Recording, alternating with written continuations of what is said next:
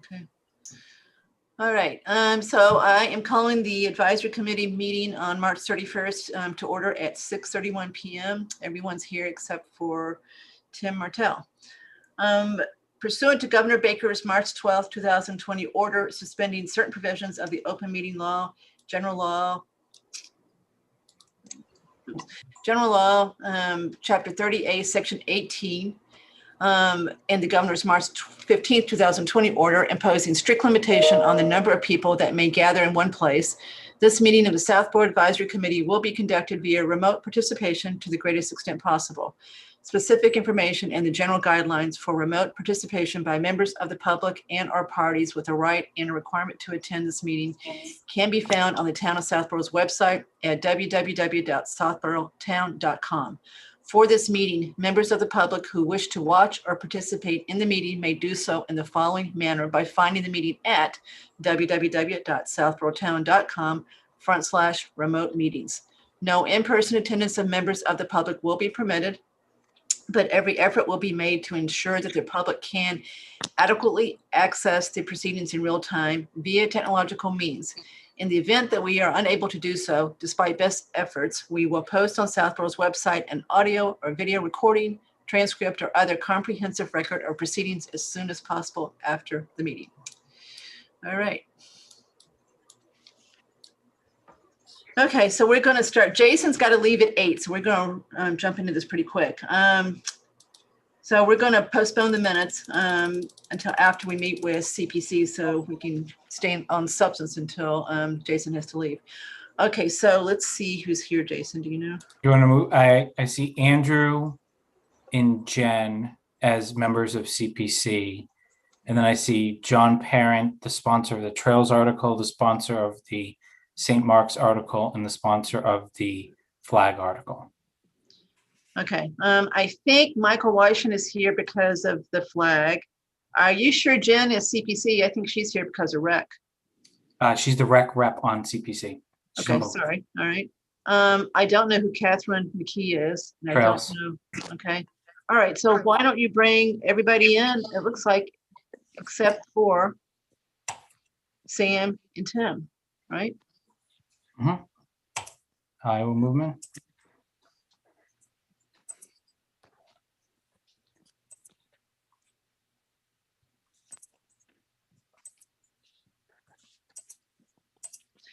Hey, Kathy. How are you? Hey, Andrew. So let me just make sure I've got it straight who everybody is. Okay, so Jen is rec. Is Mark the church? Mark, and there should be Brad also. They are both for St. Mark's Church. Okay. And Michael Weisman is is the school? Michael Weisman, yeah, for the flag school. Yep. Okay. All right. And I know what John Parent's here for. Okay. All right. So I think we got it right. And Kathy, I know John has to leave at like 8 o'clock. Also, Michael has to leave at 9:15. I don't know if you had any questions about the flag school. I know it's a much smaller dollar amount that they're requesting for that. Okay, so we can start with that one real quick. So John Parent has to leave at what time? I thought it was like 8:30, 8:15 or something like that. 8 o'clock. Okay, 8 o'clock. All right. So let's start with the school so Michael can get done. There is Michael. Hello, everyone. Tim Martell is here now too. So advisory's here in full force. Okay, so let's start. So Andrew, you want to kind of tee it up and then turn it over to whoever is here that is involved in that one? Yeah, sure. So the as you know, the CPC requests articles every year for projects that relate to historical preservation, open space, recreation, and also affordable housing. This year, kind of unique. We have a couple of carryovers that we may or may not get to this evening, depending on your questions, from last year, because they didn't get addressed at last year's town meeting. But we had 3 new projects come before us this year. One of which is for the flag school, which Michael is representing and helped with the application for, which is to do an assessment of the building and what the original facade looked like, and they want to basically look at assessing and seeing what it would be to get it back to the original structure. I mean, Michael, you can add to it as need be, but it's Okay, and before we get to that's what Michael, they just want to be clear, the carryovers from last year are Calander Field, the church, and Flag School, those three? no, the Flag School is a new one.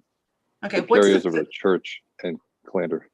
okay, that's those two, that's it. And so the new ones are the Townhouse, Flag School, and I'm looking at the warrant. Are you guys going for, so you're going for the trail on DCR land also? Yes. Okay, so that's the three new ones.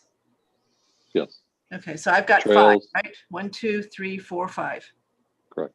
Okay, all right, now. And then we have our typical ones too. I doubt don't you want to care. get into the We don't care about bond. those tonight. No, Right. we don't care about the admin article, nor do we care about the 84 Main Street bond payment or the library bond payment. Those are what they That's are. what I figured. So Right. we just want to focus on the projects. Yep. So, I mean, Michael, if you want to add anything to what I gave a high level overview. Yeah, no, that was great. It was a high level overview. Essentially, we want to hire the same architectural firm that is working on the townhouse to do a comprehensive overview of the Flag School building, which is the museum. The rationale is that the building is starting to show several structural issues, including windows, which I'm sure you'll be happy to hear about, as well as insulation, rot, and a few other problems. It's never really been historically assessed. It was just painted white. I don't know if any of you were here when this was done back in 2000, but it was an Assabet high school project using student labor. So some of it got done really well and great volunteers. Some of it didn't get done so well. And so in looking at these windows, for instance, some of which don't actually fully close, there's an inch gap or more on top of some of them stuffed with insulation. We started to get into questions about, what should these windows be replaced? Should they be fixed? What color was the paint? What color was the structure?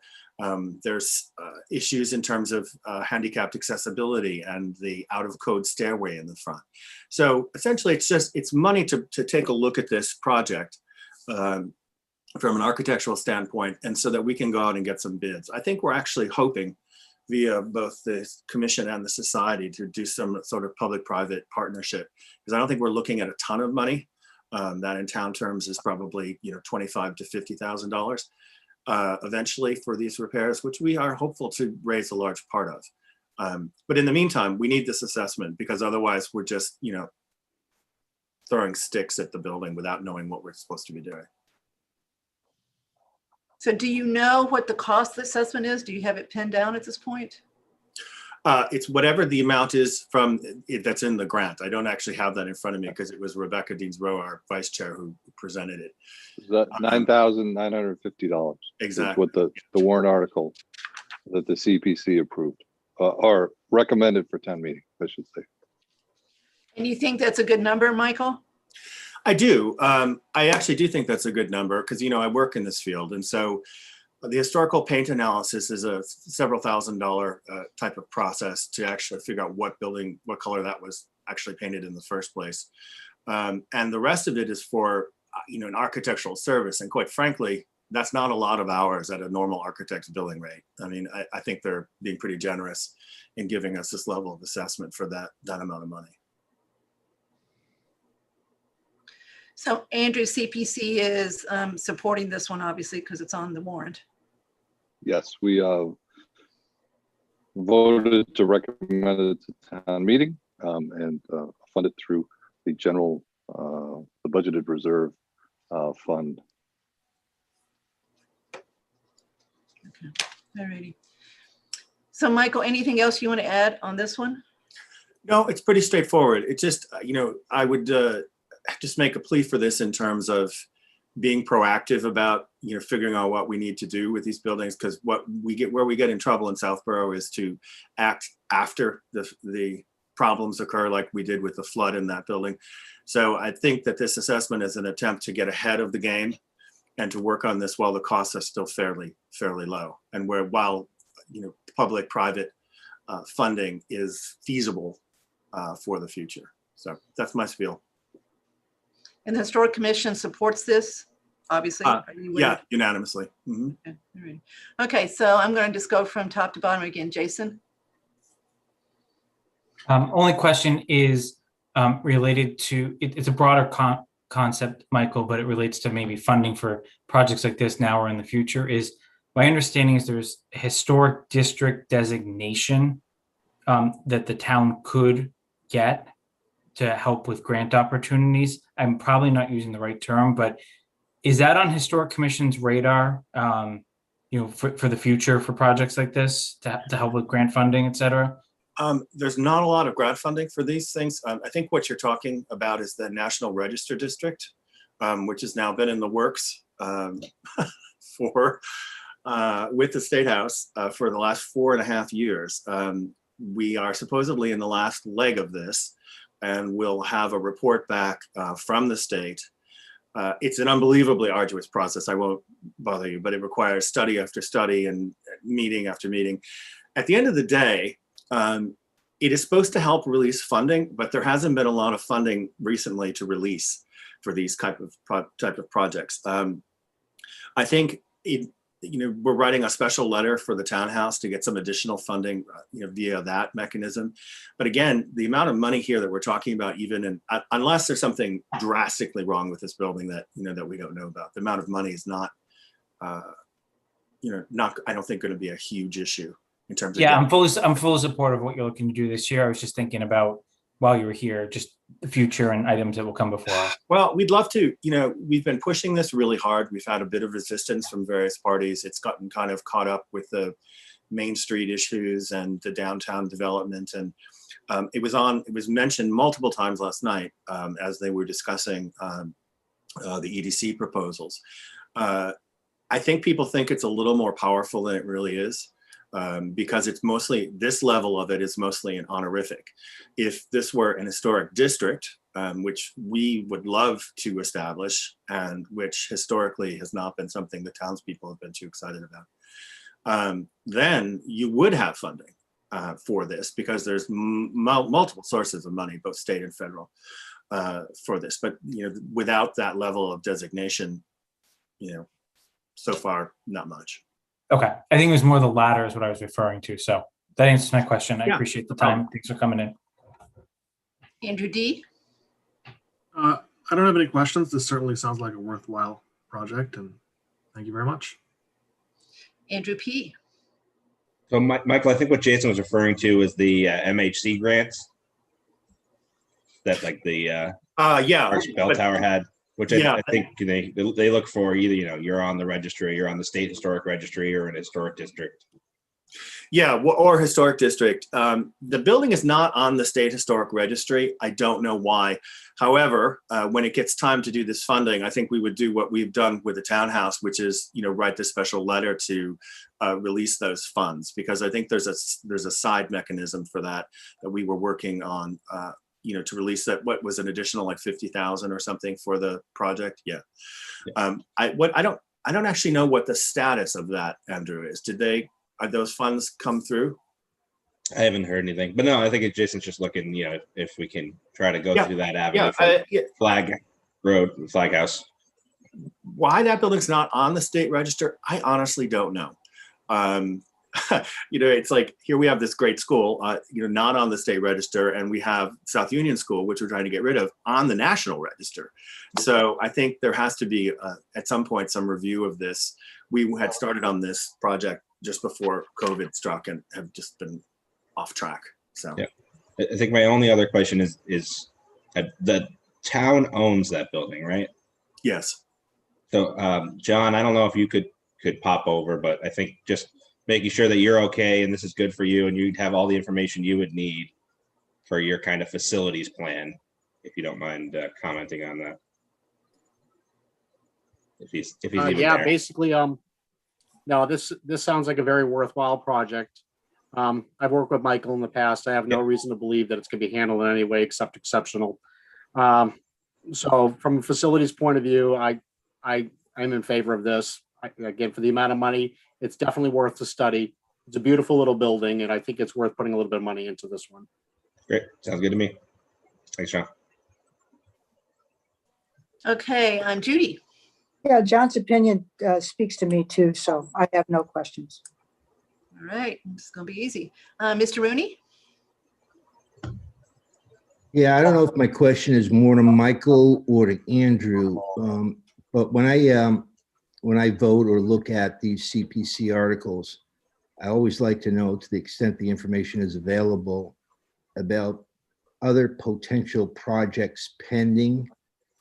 I know there are 4 buckets, et cetera. I'm not as concerned about the amount in those buckets, but what I'd like to know, to the extent the information is available. And Michael, if I don't know if you know this, with regards to historical, are there other items that you foresee coming up? And Andrew, the same question I would ask with regards to the other components of the act.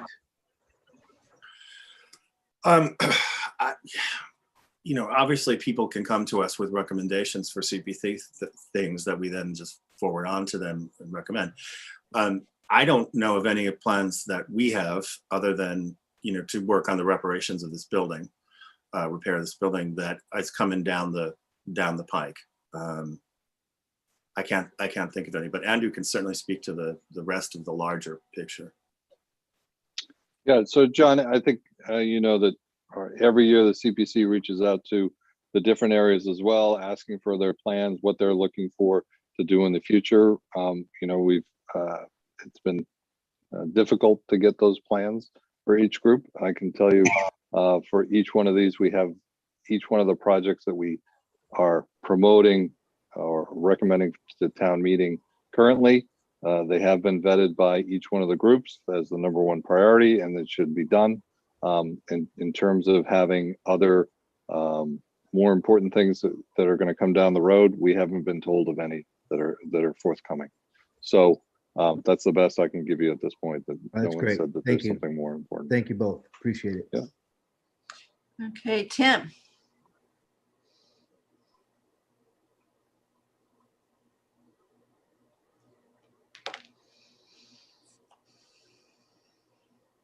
Tim's on mute, I think. You're able to hear me? Now we can. There you go. Sorry. No questions. Thank you. All right, so to me now. So Michael, while you're still here, does Historic support the proposed work on the townhouse also? Michael, you're on mute. Wholeheartedly. Sorry about that. You would think after all this time I could figure out the mute button. Yeah, that's one of the other reasons I'm here this evening. I won't be able to stay probably through all of your discussion, but we've been part and parcel of this process since the very beginning. Initially, a number of years ago, we had opposed the methodology that was being used, but technology has changed. We've had a major shift in construction materials. And also, frankly, Lynn Spencer's come on board, who is such a spectacular preservation architect. When she assures us that this is going to go forward in a way that is going to be consistent with the building, that's going to be better for the occupants, it's going to be better for energy, and that is still going to preserve, the status of the building, we're 100% in support of this. And again, as part of this proposal, obviously they're also addressing some water issues and other maintenance issues. Again, these historic buildings, they need to be supported. Otherwise, they start to decay, and the cost of repair then become astronomical, as opposed to just unpleasant. So yeah, we're 100% in support. Okay, next question is, do you then intend to probably bring back next year what additional funding is needed that you don't raise privately to actually do whatever's recommended by Lynn?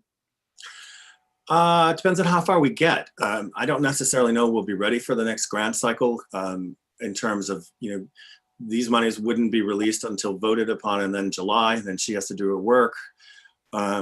it might not be ready. I really don't know. And I don't know what she's going to recommend either. If it's something, reasonably small, in terms of repairing the shutters or, the windows and things, we can probably handle this internally. I'll just have to wait and see what the inspection reveals. And internally, you mean through historic society money, through something else? Yeah, I've been doing a bunch of work, with the FDR Foundation, and we've been able to raise for various public-private campaigns that we've raised. And so I've gotten some experience with this idea of seeking private support in the community to help fund some of these public adventures. So I would be fairly optimistic that we could shift a lot of this cost onto partially the society and as a donation to the town. Again, depending on what the whole package turns out to be cost-wise.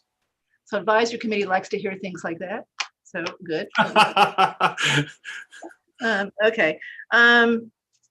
So I don't know what you guys. John has a. Go ahead, John. John has a I'm sorry, Kathy, I can wait till you're done. So what were you guys talking about a minute ago with the 50,000? That flew right over me. Andrew Pfaff? I think that was the possible MHC grant for the townhouse, which would then allow for a preservation restriction. Okay, but I thought we didn't get that. Trying to, right? Okay. So it's still a possibility? Yeah, I mean, St. Mark's got it on the bell tower without being in a historic district, and that was an emergency situation. So it's kind of like an emergency situation. Then they got the grant. Because they got the grant, then they got the preservation restriction, and because they had the preservation restriction, now they're on the state register of historic places. So it's a little bit of a chicken and an egg type thing. But I think if you can get the grant from MHC, you get the preservation restriction. Okay, and then Michael, back to what you said a minute ago, as far as Jason's question, what is in the works right now as far as what we've applied for that's taken 4 years? It's not to be on the state historical register and or the national register. What is it we're trying to do? We've been working on the National Register District. So you have to realize that all of these different entities have their own registration system. So the state has its own historic register. The US government has the National Register of Historic Places. And then the Parks Department has this National Register District. The National Register District is designed to provide some historical coalescence to areas of communities, to give them some recognition, to explain their historical context, and hopefully also to attract investment. However, it has no enforcement abilities. It has no restrictions, and people can opt in and out of it. So unlike a registration on the state level, where once a building is registered, it's registered until it's demolished, or national level, it's a much looser construct. As to why these individual buildings are not on this, I don't honestly know. It's not something that we ever really pursued until it came time to worry about the funding for these processes. So, I mean, I don't know what it takes to get something on the state. If it's as complicated as the National Register District, I would hold my head in despair. But if it's a simple process to actually get on the state register for the flag school, coming up, that's something that we can certainly consider for the construction aspect. The amount of funding that they get, though, is minuscule. I mean, it's like 50,000, and as opposed to what's the total cost for the entire project, Andrew? 2.2, 2.3. Yeah. But it might save us money in the preservation. You said this is getting conflated with what's going on with the downtown initiative, EDC, whatever. It's the fact that this application, where is this going off? Why does anyone that's working on the downtown initiative care about the flag school or the flag assessment? So I was just listening in last night, so I can only relate to what I was listening to. But several of the people that were talking said that they really felt it was important that this historical designation for Main Street be completed before these zoning recommendation and changes are implemented. I have no comment on that, because I haven't had a chance to really understand what the connection is. I don't see it as being terrifically evident to me, because again, these are honorific distinctions by and large. So But they're saying that the one that's been applied for 4.5 years, that should be completed first, whoever was proposing this or supporting. Yes, they were saying that they would really hope that that this would be done. And I don't know whether it was because they incorrectly thought there would be some level of protection provided by that, or that there's some level of zoning integrity that comes with that. It really doesn't do any of those things. It's not like an historic district would be, which would in fact preserve the structures and the current layout much more competently. All right, so last question is, so obviously this application that's been pending for 4.5 years includes more than Flag School, includes an area? Oh yeah, it's all of Main Street. It goes all the way up. Okay. So now that makes sense to me. I get it now. Okay. Yeah. It goes from Middle Road all the way down Main Street, all the town buildings on both sides, and ends essentially where Lamy Insurance is, and it actually extends even a little beyond that to the Falcone buildings, which are the old mill buildings. So yeah, I think it's 100 properties, 150 properties in total. Yeah. Okay. All right, I got it. So thank you for contributing to both of those. So I'm going to keep going pretty fast because we're going to lose some people soon. Let's go. John has his hand up. Bernie. Sorry, go ahead, John.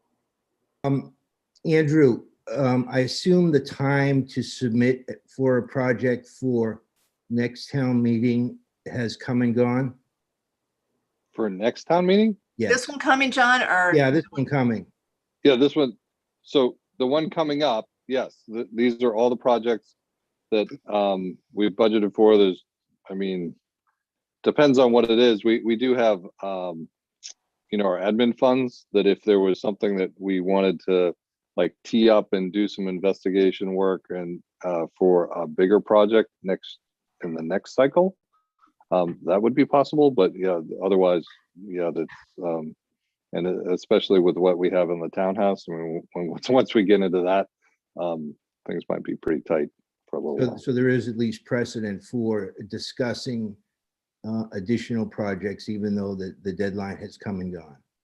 We never turn away an applicant, put it that way. We always try to work with them because we don't want to, we do put lines in the sand in terms of when we want applications and everything, because deadlines help get projects to the point where we can present them to town meeting. But we always are looking for people to come with projects, ideas, and see where they could fit in overall for the budgeting process. Thanks, Andrew. Thank you, Kathy. Thank you, Michael. You're welcome to stay, but thank you for doing those two things. Okay, let's go to the townhouse now because John Parent has to leave at 8, and so does Jason. And that's our big project this year. So Andrew, you want to tee that one up, and then we will discuss it. Okay. Well, John and Jason could probably do a lot better than I, but I think everyone knows that the request came in for the townhouse to be funded, rehabilitation of the townhouse, mainly the roof, the gutters, the exterior facade where they're having issues with repointing the sandstone, fixing some of the sandstone, the windows, and then also down into some of the drain culverts, and the front door as well to rehab that as well. I want to say that the first thing when Jason and I first talked about this, the number one thing was, I think it's a non-starter if there's not going to be a preservation restriction on the building. And that was addressed early, and that there was appetite with the selectmen and others to actually put that on. And that's one of the pieces that is listed in the warrant article. As I just stated earlier, there is, we're talking a big pretty penny on this one, to do it holistically, which, and thanks to John and Jason, they did break it up and say, look, if you did it in stages, it's just you can do it. It's going to be more expensive, and it makes a lot of sense why it would be more expensive if you have to put staging up multiple times and everything else. But I think that the total piece is what, 2.2, right, John? The CPC did vote at our last meeting to present it to the townspeople, 2.2 fully funded. It would put some real ties on the CPC for the next couple of years from bonding. Our bonding capacity will be used up completely, pretty much until 2027, until we could do another, say, $1 million bond. Just putting it out there. So, but I think everyone on the CPC felt that this was a important enough project that this building should be preserved. The only other thing is, that, like I said, the preservation restriction we're putting in there, and the other pieces we were looking, and this hasn't been the final draft, or the final warrant article hasn't been finalized yet, and it has to go to town council too. But we're also looking to put something in there specific that the building could never be sold, that it would always be with the town. So, and who knows if that's going to pass. That is something that I think the CPC, me specifically, seeing what's happening with the old school, the South Union School, the CPC spent a lot of money on that one, where different views now what should be done with the building, but with the townhouse, we're looking to see that they would be preserved for the town in perpetuity. Okay, so just to tee this up, this will come out of the historic bucket completely? No, we don't have enough money in the historic bucket completely. So, the 10% gets set aside. We've actually, historically, we deplete the buckets based on the projects that come before us. That gives us more flexibility with the budgeted reserve fund that could be used for any of the projects. So I think we already have the Burnett House, that's a historic project. The library, that's a historic project.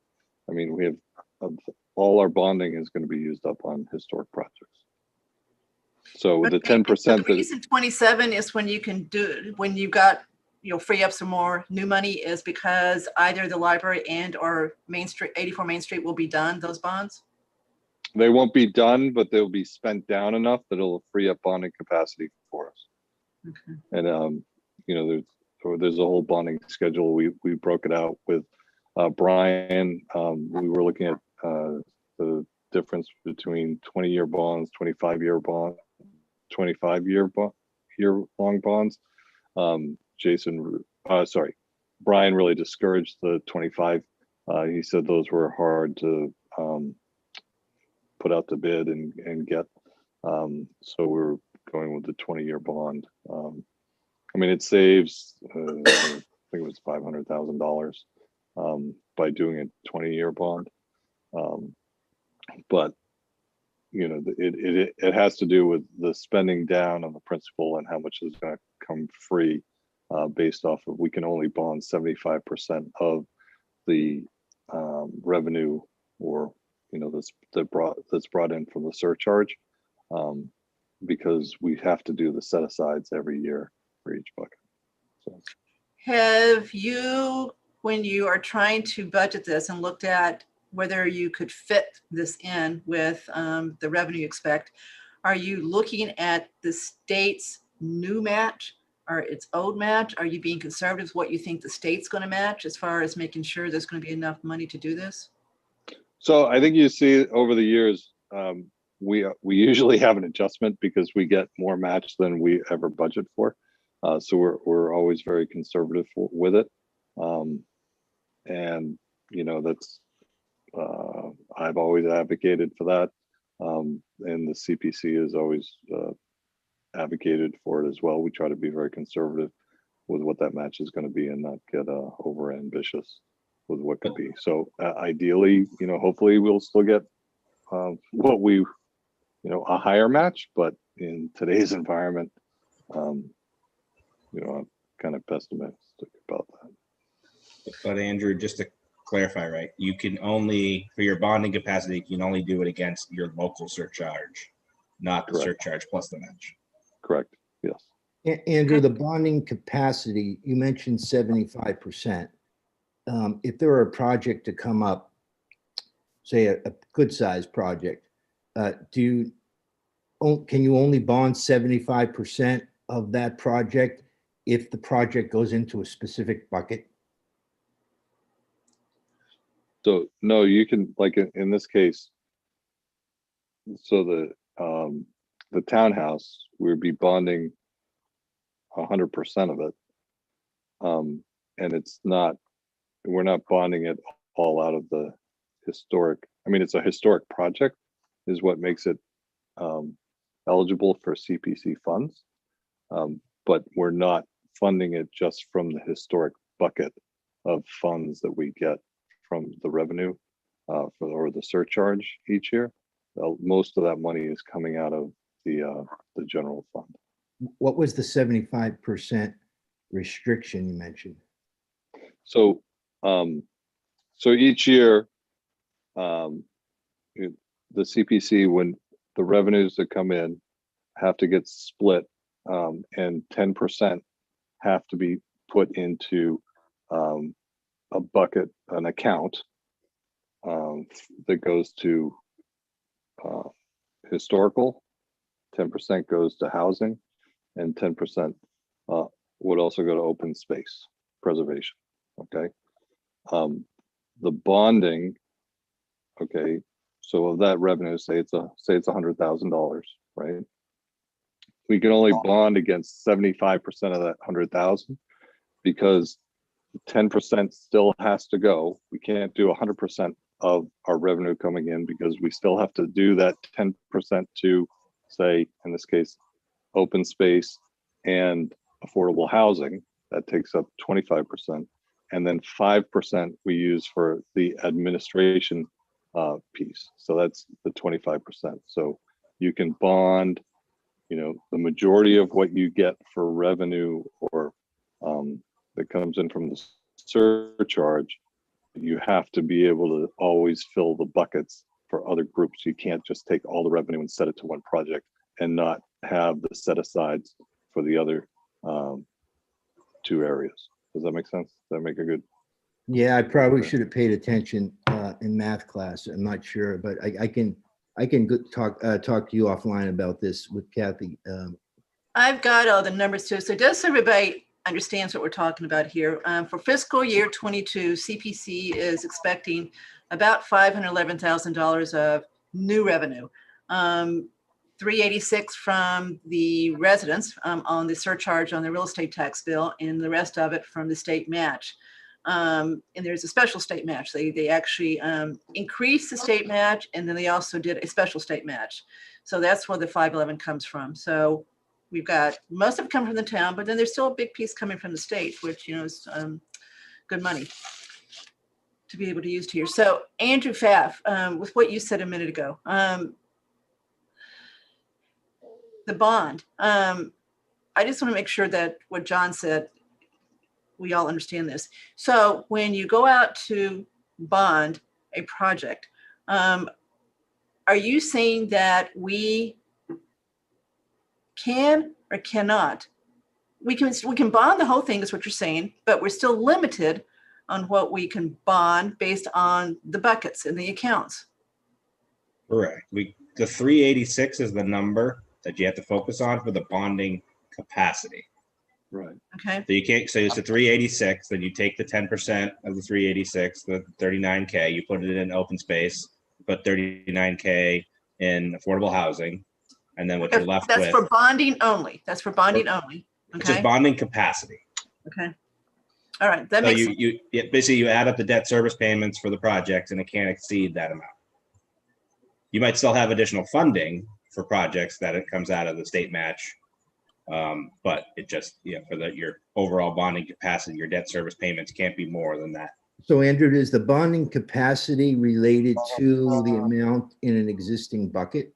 For instance, if you were going to go into a bucket recreation, can you only bond a certain amount based upon the total amount of money that's in that bucket? I mean, I think that's where I'm getting confused. He said no. He said you can use the admin bucket, but Andrew Pfaff, just to be clear, there's three Andrews here, by the way, on the screen, so I'm using I last didn't name. know which Andrew he was talking Yes, so to. that's why I'm saying Pfaff here. So Andrew Pfaff, so 386 is what we estimated for fiscal year 22 from the surcharge on residents here, right? So Yeah. you're saying that what we've got to do is once we determine the amount of this, see what the bond payment is, we add then to that the previous approved bonds from 84 Main Street and from the library. We add those three together. We can't exceed 386 as far as the annual payments on those three. Is that what you're saying? Well, 75% of the 386, because 10% goes to, because it's a historical project. So 10% goes to open space, 10% to housing, and 5% to admin. Okay, so we take 75% of 386 and say, okay, for fiscal year 22, we can't. That's our total. That's our debt service. That's our limit on our debt service, no matter how many projects it is. Old Kathy. projects and the new. Kathy, Yeah, I have a whole bond schedule. I can show you with the three bonds. But with the interest in time, just with Jason and John, I mean, I'm happy to do that afterwards. I can show you how it all breaks out. So I think we probably talked about it enough. Let's get into the project itself. So, Mr. Parent, hello. Kathy, can I just interrupt you before you? Yes. Because I'm on Capital and Andrew's on Capital, I think the minute should show, like, if the committee is advisory members, the committee is going to deliberate on this project. Any discussion on this project, we're here answering questions as Capital members, not advisory members, because we can't, based on advisory's bylaw.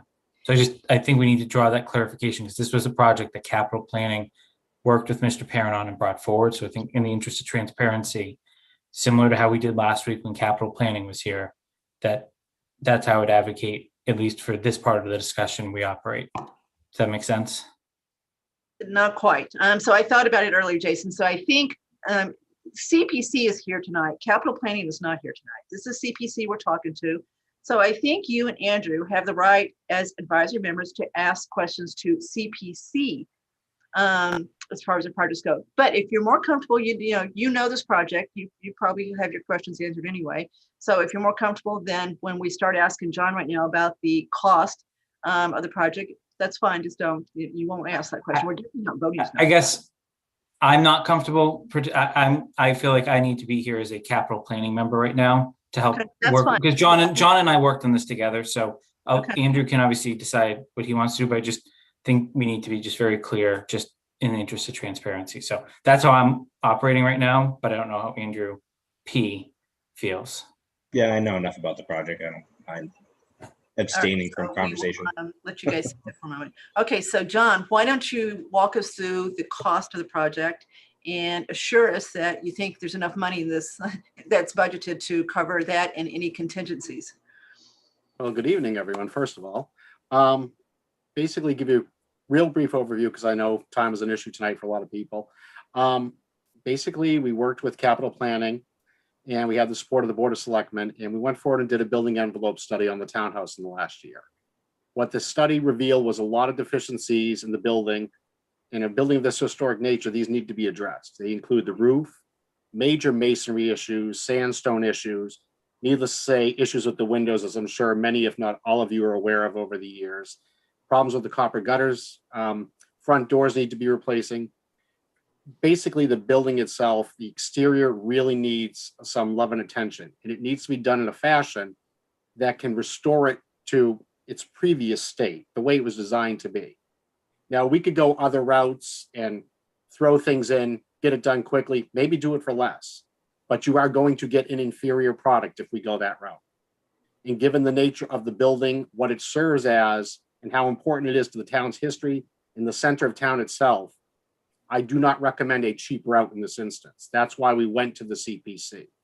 I wanted to pursue an avenue, and luckily with Jason's assistance, I was able to do so in a fashion that's going to guarantee us a project that, when it's done, puts the townhouse back to the way it should be, something we can all be proud of again. I mean, basically, we're looking at $2.2 million, which to a lot of people, they stand back and go, wow, that's a lot of money. But for what we're doing on the townhouse, that's not a lot of money. We have to take into consideration issues such as prevailing wage, in doing things in a historic fashion. And I think when you look at this at the end of the day, it's a project that's well worth doing. Again, Townhouse isn't going anywhere. The Townhouse represents what the town is. It is the seat of government. And I'd really like to see that building done in a fashion that we can all be proud of and say we had a hand in this.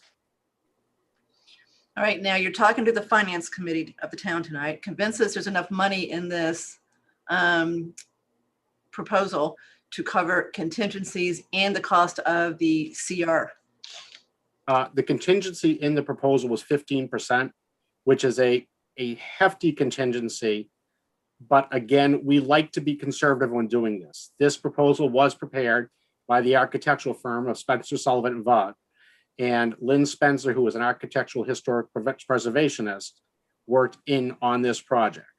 The numbers that we have are based on historic data and actual estimates and working with contractors that they have vast amounts of experience with. The proposal includes OPM, it includes architectural, and it includes, like I said, a 15% contingency. I am confident that the 15% contingency should be able to handle the preservation restriction. And is Lynn the same one that spoke to town meeting 2 times ago? Yes, actually she did. Okay, and is that project working out the way we thought as far as cost goes, that she was certainly integrally involved in that one too? Yes, she's still within budget with the contingency, and it is coming out beautiful. It truly is. So far, no contingency being used in that one? We've had to go into the contingency, but you're still within the contingency. Okay. There we go. Okay, Judy. No questions. Andrew D. My only question is actually, it's not to John, it's to Kathy and maybe to Andrew. I was looking at the last version of the warrant that we saw, and the numbers for all these projects, I didn't see them in there. So is the idea that we're just having a discussion about kind of the work that's involved in each of these projects, and then we've got the number, Andrew, from the presentation capital planning made last week. Okay, for this one. Yeah. Because it is, okay. Well, the only one that wouldn't be in that would be one that's not town property, which is the church proposal. So the other ones are all in there. Flag's not in there, but certainly Calendar Field was in there, and certainly this is in there. So the 2 big ones that are town property are part of that. They're still working on the warrant, whether they're going to, so you're right, the warrant article itself doesn't say a whole lot. Sometimes the details are in the motion that gets made, which you don't see in the warrant article. So yes, that needs to be fleshed out more for sure. You can't read this and really understand what's going on. So I'm relying on the number that capital planning vetted and included in their presentation as far as what the cost is. And that's what John's referring to too. And okay. Andrew, to be fair, our warrant articles are in draft. We haven't submitted them for final review yet. So, but the amount we did vote on is the 2.2 to move forward with. So there's a lot, as you heard earlier, with the different buckets and everything, making sure we're taking it from appropriate places to make sure it pays. In the article itself, we have to be very clear where the money's coming from. So if we do decide to take some from the historic bucket, we have to say, okay, we're going to take 5,000 whatever dollars from there, and then we're going to take the rest from the general unreserved, or and so we're still working on that piece with Carla and the Townhouse and Brian, but the overall, in terms of, we did recommend the 2.2 to move forward. For point of clarity, the exact. We're going to see this. We're going to see how everything works out in buckets.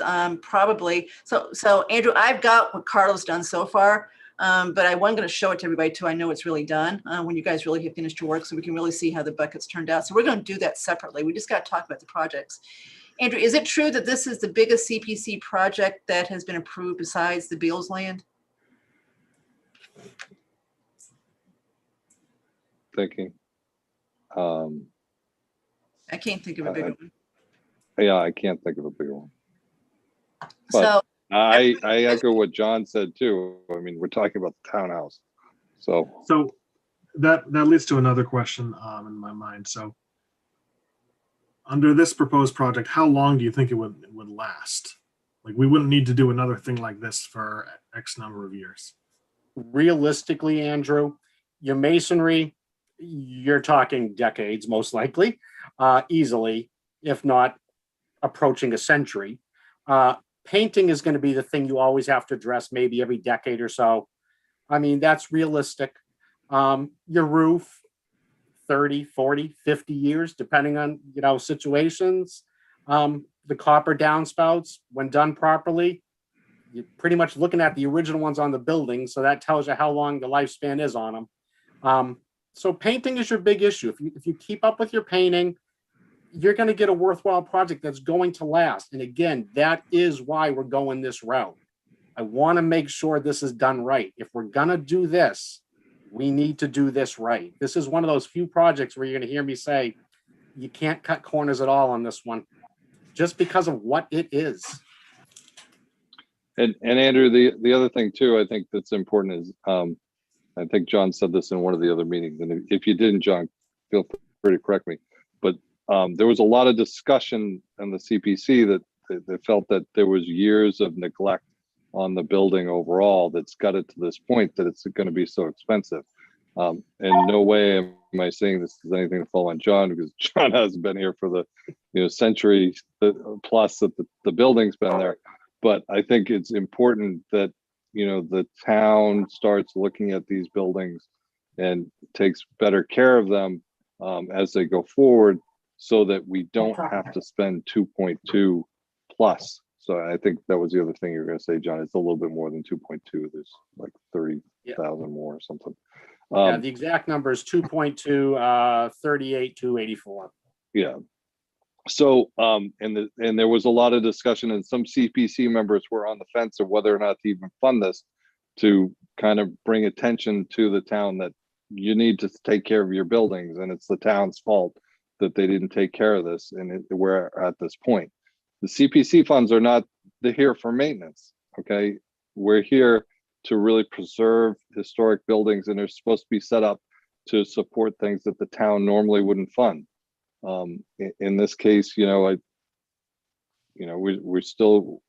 to put it forward to the town, but a lot of the discussion we had, and Jason and John were privy to it because they were on the meeting. So was Brian Valentine and Claire, was that we, and John kind of talked about it too, we're going to be tied financially and not be able to bond anything else. So if the town decides that there's some other massive historic funding thing that needs to get funded, this well is going to be dry for a while. I imagine this is going to have quite a bit of discussion, so we need to be ready for what we think the questions could be. And one of them could be, how do you know you're going to keep the townhouse? I know you're in the middle of looking at how many schools. You're talking about getting rid of South Union. The library board talks about a new library. How do we in the town know that we're going to keep this building? So I think that we need to be ready for questions like that at the meeting. And if CPC gets up there and says what Andrew just said, which is we were skeptical because we really aren't here to maintain. You say that, so I don't know I don't know what that audience is going to say about this one because it is a lot of money. So Kathy, the problem we have now is what we're looking at doing right now, because maintenance wasn't done for decades. You're now way past the point of maintenance. Now we are in the realm of restoration. And that's how we have to look at it. The maintenance thing does keep coming up, and I understand why, trust me. But we have to look at this now as what it is. This is a restorative process now. We are now way beyond that realm, and that's why it is what it is. This situation can be rectified, but the longer we keep kicking this can down the road, this price tag is going to go up and up and up if you want it done properly. Okay. It doesn't get cheaper when you're doing a historic restoration process. It only gets more expensive with time. And I really think that, if nothing else, should be the most compelling argument. I hate using the word save, but if we want to save the townhouse in the fashion it was designed to be, this is the time to do it. Okay, that, Jason, that building's the face of the town too. From the audience. He's had his hand up for a while. I think he's related to the church. So yeah, Mark, is that true? Is Brad Blanchett part of St. Mark's? Yes, he is. Okay, so that's Yeah. fine. We'll bring you in just a minute, Brad. Kathy, just to add a point of clarification, just on the numbers, not for tonight, but I do think when we had to vet this as capital planning, I sat with Brian and Carla and went through, right? Because, part of capital planning's role is to also think about the financial aspects of this, right? So if we were going to bring a financially irresponsible project forward to CPC, we shouldn't even done that, right? So kind of getting it over the hump there, like in terms of, is there enough, right? There are certainly limiting factors like Andrew has said, but I would just suggest that we have Carla or Brian or some combination come in with Andrew, if he wants, Andrew Mills, that is, in the future, just to walk through it. Because just some of the numbers you were rattling off with Andrew P earlier, I just think it was eye-opening to me, to someone that hadn't studied it before, because I think what you're also going to find is, depending upon where you stand on any of the projects that CPC brings forward this year, last year, or 2 years ago, they kind of compound each other. So if certain projects, if all projects go through this year, we have this sort of 2027 item. If any of the projects fail that are being appropriated 100%, that gives CPC on the floor of town meeting the chance to reallocate their buckets and not bond as much. So I just think everyone needs to be aware of that all the numbers we have been presented assume everything's going to pass. And if stuff doesn't pass and you have a prioritization in your head of which is more important, I think that's just an important thing I learned as I went through the process. Okay, good point. But we're not proposing to bond anything, Andrew Mills, other than Townhouse, right? You're not bonding Calendar Field, are you? No, we have the funds for all that. But Who are already I'm bonded. talking bonding capacity for any big projects coming forth in the future. And, our bonding is going to be eaten up, but a lot of the funds that actually come in, because we're going to be bonding almost, I think, 100% of what we can actually do. So that only leaves the 25% left for the, the surcharge that we can use, and any additional state match that we get that would be available for new projects coming forth. So Andrew, are you saying that by bonding this townhouse project, it will reduce our bonding capacity for the other 3 buckets as well? Absolutely. Yes. We will not be able to bond another project for up to $1 million until I think it's 2027. But not just Andrew, historical, that was historical though. Yeah. You would have 10% of the have other. a little bonding ability in the other 2 buckets. It wouldn't be big. But you should still, because you didn't use that. But let's not, we're going to have another discussion about this as far as truly the numbers in the buckets, et cetera. Let's just stick on the project itself, because you got to make up your mind whether you're going to support the project itself. Because if you're not going to support the project, then, the numbers change quite a bit as far as what they could do. Although we're only one voice on this one, for sure. Okay, so Judy, you said no questions? No questions. Okay, Andrew D.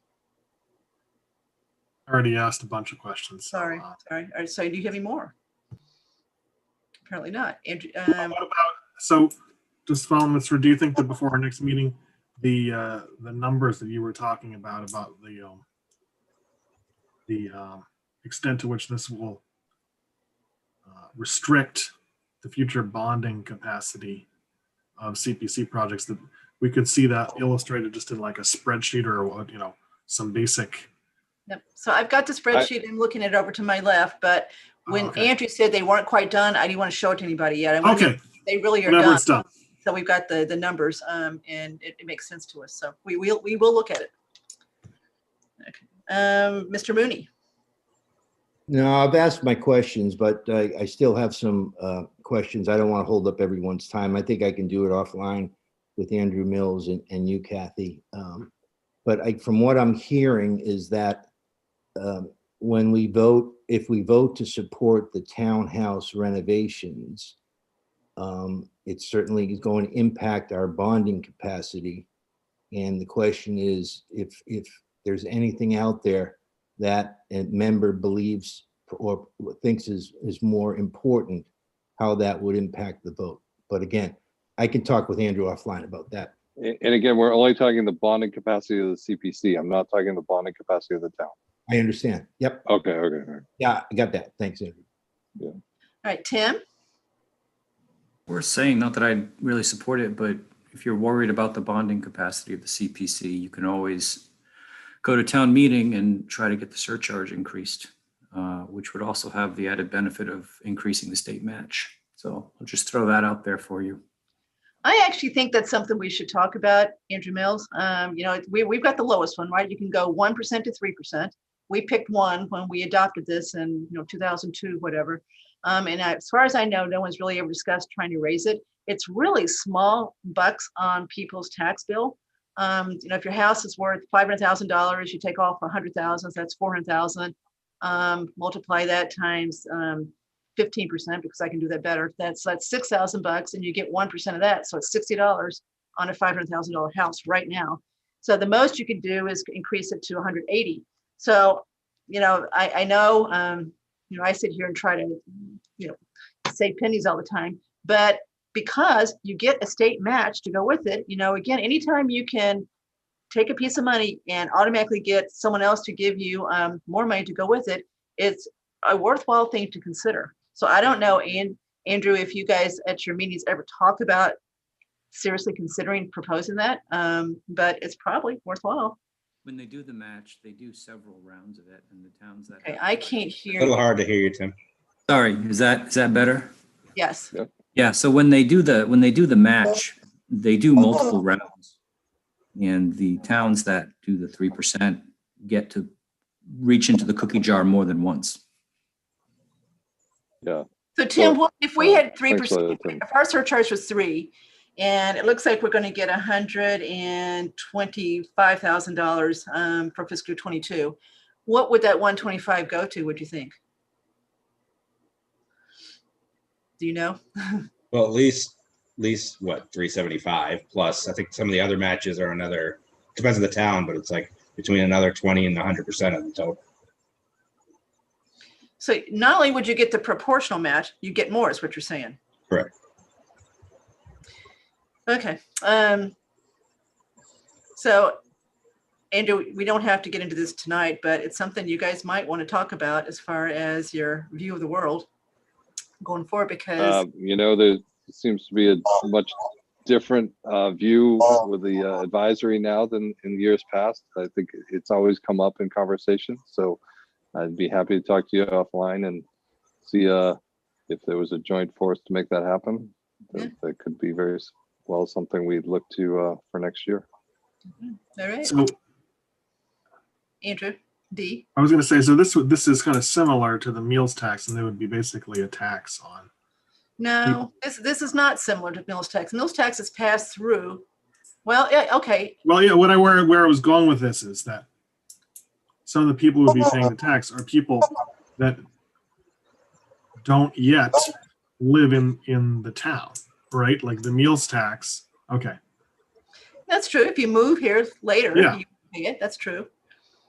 And that's a point. One reason why we bond the bigger projects is so that the current residents aren't paying the full price tag for that. So we're talking about in this case, a building that should be around for a very long time, and it shouldn't just be those who are living here now that are splitting the bill for that. For those who do move into the town and enjoy that building, they should piece of their surcharge should go to that too. So Tim, thanks for that. That was helpful. Anybody have any other questions as far as the big project? So Andrew, Bill's is totally paid off now, right? Or we would see it here if it weren't. So it's gone. We've got that one done, right? The bond. Which one? The Bill's land. Yes. Okay. All right. Yes, we do. Okay. Anybody have any other question for either John or Andrew as far as the townhouse restoration? Okay. Kathy, do you anticipate voting on this tonight? No, we're going to vote next week. Thank you. Okay. All righty. Let's see. So we've got church. We've got calendar field. Let's do calendar field. Yeah. So John, thank you for coming. It's not 8 o'clock, so you're in good shape. Thank you all very much. Have a great night. All right, let's do calendar field yet next. So who we've got? Jen. Yeah, Kathy, I'm just going to step down for that discussion. Okay. Perhaps it benefits recreation, and I am not going to be involved in that. Okay. All right. Hi, Jen. Okay, so we're finally gonna get the field fixed, huh? Finally, yes.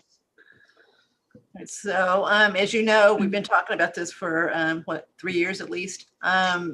So are you guys convinced that the proposal on the table is going to solve the problems and not just solve it for a few months and then it's going to come back? Yes, we are. And if you remember also from the last special town meeting, the funding that went through there paid for like a 3-phased approach to prove that this would work. So we went through that process and checked in with the Board of Selectmen through those phases and have a plan of like certified plan of how to actually do this and bring it back successfully. So we have the utmost confidence in the plan going forward will be successful, and we'll get that field back online so we can play. Advisory supported this last year, so I don't know that anybody's changed their mind, so I don't think that's an issue. But the money that is being proposed now, is it the same as a year ago? Yes, it is the same amount. So then how do you know you don't have an inflation problem? Like so, a couple other projects that got delayed. Yeah, so I would say some of our with our lighting projects have been delayed like what 5-6 years. One of them still came in under and one came in slightly over.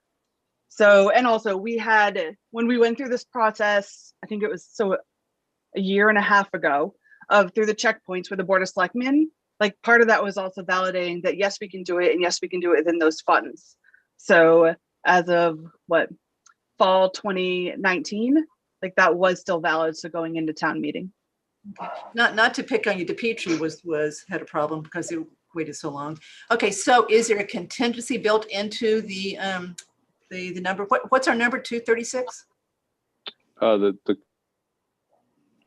cost of the project was 210, 100, and then $650 again carried over from last year. Okay, so you kind of bleeped out for a second. The cost right now we think is what? So again, the last year's town meeting warrant articles are carrying over exactly the way they were written. We did not adjust them at all.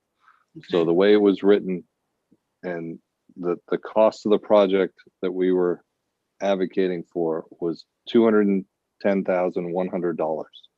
Okay. The contingency that we added on was $28,650. $28,650? Correct. Okay, so the whole thing is $238,750? Correct. Okay, all right. And you guys Jen, you seem to think that if there is a little bit of inflation on the 210, that the contingency should pick it up? It should, yes. Alrighty. Okay, Judy. No questions. I'm all for it. Okay. Andrew D.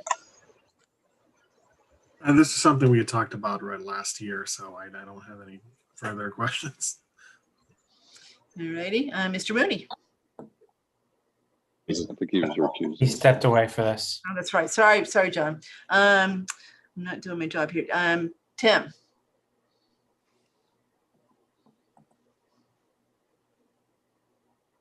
Sorry, I was on mute. No questions. Can you hear me? Yep, we can hear you. Okay. And Andrew, just to repeat, this one's being paid for in full. There's no debt on this one at all. Yeah, no bonding. And this is coming out of the recreation bucket? It's coming out of the budgeted reserves. So recreation doesn't have a bucket for the CPC. It's coming out of the budgeted reserve area. So when CPC was set up, they added recreation after the fact. So recreation doesn't have its own bucket that has a required set aside. I knew that, and I forget that. I always conflate it with open land. Okay, so this is coming out of budget reserve because rec doesn't have a bucket. Okay, all right, so that makes sense. So I think we're done with that one, unless anybody has a question. Okay, so now let's move on to the Mark's Church Tower. And so now, let's see, did you bring over, there's Brad. Okay, so from the church, I believe we've got Mark, and is it Wheeler or Weiler? Weiler. Weiler, sorry. And Brad Blanchett. Okay, now this one, Andrew P. and I are members of St. Mark's Church. Technically, I am too. So, Okay, so I'm going to let Andrew D. Lead this discussion. And I'm not going to say anything, nor is Andrew P., nor is Andrew Mills. well, I want to say, I feel I can say this. Again, this is a warrant article that was carrying over from last year. We did not change it, just like we didn't change the one for Calander Field. And it was voted on by the CPC to present it to the town meeting on its merits as a historic building or a historic structure. And it qualified to meet the criteria. So with that, I will hand it over to Brad and Mark. Okay, so Mark and Brad, before you get started, obviously we heard from you last year more than once. Everybody that was on the advisory committee last year is here tonight other than Jason Malinowski, and he has told me that he knows what he needs to know about this project. So I don't think you've got to go back into things from day one. I'm interested in you telling advisory whether you're going to amend the request as far as the amount goes. That's important. And then anything new that's happened since last year would be what we're interested in. And then I'm going to turn it over to Andrew D. to lead the discussion. Sure. Yeah. So what I can tell you is that what is new from last year, a number of advisory committee members, I think, expressed some concern around the potential for possible litigation based on the Kaplan-Acton case that was settled by the Massachusetts Supreme Judicial Court in March of 2018. And we've done a lot of homework to study the projects since that time, grants that have been issued both by Massachusetts Historic Commission to congregations, as well as the CPA grants that were issued to congregations since that time. And I did send off a document to all of the advisory committee members with a letter laying out what those numbers look like and what our findings are. So you'll all have this to look at and reflect on. It's a lot to take in, but just to summarize, there have been $9.6 million in Community Preservation Act funds approved since the Kaplan case was settled. So it's showing that there is still a lot of approved projects that are respecting the requirements that were set forth by the Supreme Judicial Court when they made that ruling. So the key point is to not have any kind of restoration funds, public funds going to any kind of religious iconography, symbolism. So I've interviewed 9 different congregations and received feedback based on their projects. And these are all approved. Some were from Concord, Needham, Newton, Boston, Cambridge, Barnstable. And all of these projects were approved, and there were no instances where anyone filed a litigation or a threat of litigation. So again, there's a lot of detail that I supplied in an email, a letter, and several spreadsheets backing this information up. So I wanted to make sure that it's been almost a year. It's been a year since this question came up. And so I thought, if you have some questions now related to that, it would be great. We'd be happy to respond to them. Well, I may be about to be embarrassed here. I don't know of a letter you sent advisory recently with what you just described. When was the letter sent? Well, So it was somewhat late this afternoon. I apologize. Okay, all you could right. do a screen share actually, if you want. It's what? You can do a screen share. I just pulled up the email. Well, let's let everybody have a chance to read it. We'll discuss it again next week. But okay, so I'm not too embarrassed if it was this afternoon. Sounded like you'd sent it a while back and I missed it. Okay, so you sent a letter to the entire advisory committee with this info in it? Correct. All right.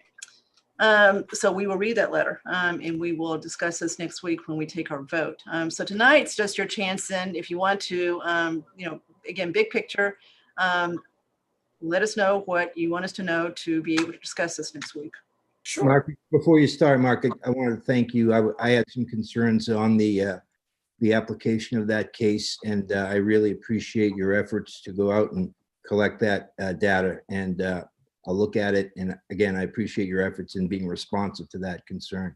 Oh, yeah, it gives us a lot of confidence as well to have gone through that exercise. It's I know this is a very delicate topic, and we want to be entirely respectful of the way that any public funds are spent. We don't want to violate any laws or try to in any way cause a litigation that would create a financial strain of any kind.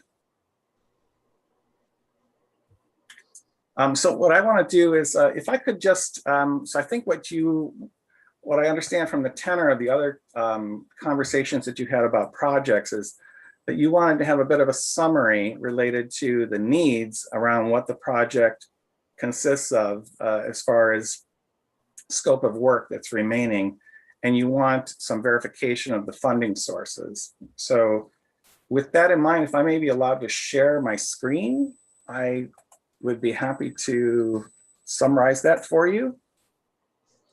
Jason, are you going to do that? Yeah, he should be all set. Okay, thanks. Mark, is this the same information and presentation you did last year, or is there additions to it? It's only an excerpt from that presentation. And that's all we want, because we really did look at this very closely last year. So we're just trying to get refreshed. Yeah, see if you we understand. Yeah. Okay. So here's a quick synopsis of the conditions that were requiring restoration. So it's a 45-foot tower. It's 15 feet wide, 3-phase clock.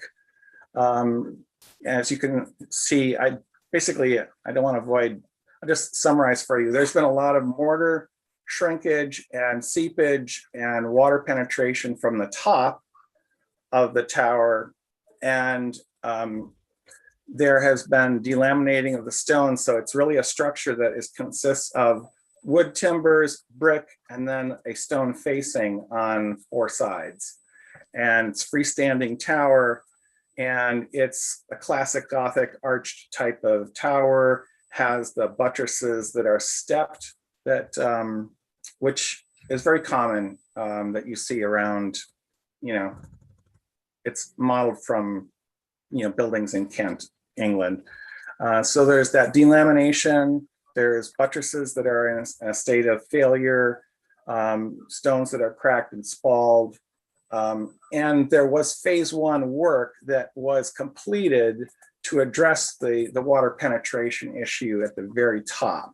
So what's great now is that since June of 2019, the phase 1 work that was completed with the help of a $50,000 emergency grant from Massachusetts Historic Commission that was matched with $73,000 of St. Mark's funds, went towards that phase 1 of restoration. So that brought us to about 20% of work completion. And you probably all know that Lynn Spencer and Sullivan Voigt had been responsible for doing all of the assessment. This number of 750,000 was a revised number from Spencer Sullivan Voigt after they had completed the phase 1 work, or I should say as part of completing the phase 1 work. So we feel very confident that there's a very complete understanding of what the work is that needs to be finished in order to get this to a state of full restoration.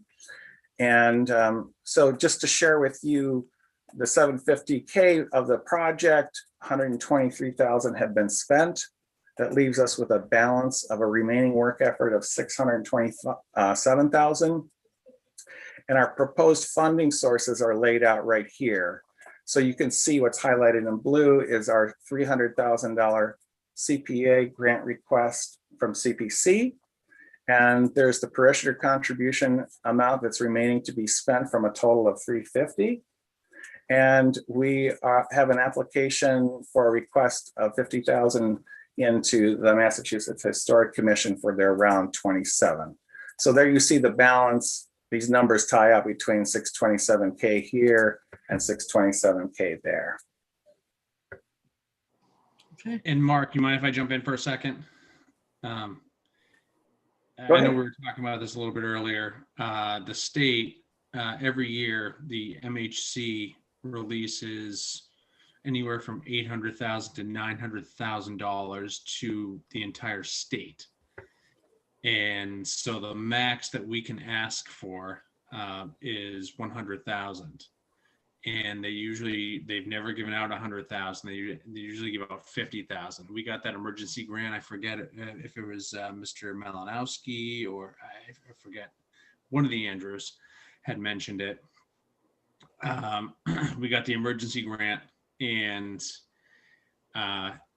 we were able to at least seal off the roof of our tower to really prevent anything else from coming in. Unfortunately, all the wear and tear New England has to offer, everything that's in there is really just eating away from the inside out. And so this is what we're asking for is to fix it. And this is a one and done, as far as we're not going to come back in a couple of years. I know you guys are talking about bonds and things like that. We're going to follow what Spencer Voigt Sullivan is going to say as far as how to maintain this. So it'll be an annual process, and that will come out of St. Mark's. This is actually a 130-year-old tower, so it's old, and we want to keep this thing upright, and we want to keep this thing as a part of the fabric of downtown Southborough. And earlier on, you guys were talking about how we are eligible for the National Historic of the National Registry. I'm screwing up the acronym, but we are eligible. We are part of that. And I was working actually with Kate Madison, sweetest lady I've ever met, on the MHC, and St. Mark's was part of that entire project. To ask any building to do that on their own is huge, whether it's time consuming and financially consuming. And so we are part of that entire project. So I just want to kind of keep that in mind. And so that's what we're asking for, is to keep the fabric of downtown Southborough and that tower there. I mean, it's something you drive by anytime you walk into, I was in, what was it called? Morrow's Market, and you see a picture of St. Mark's, the tower's right there. But that's what we're kind of asking for, just to kind of keep that fabric downtown Southborough. Right. So are there other questions that we can help answer at this stage?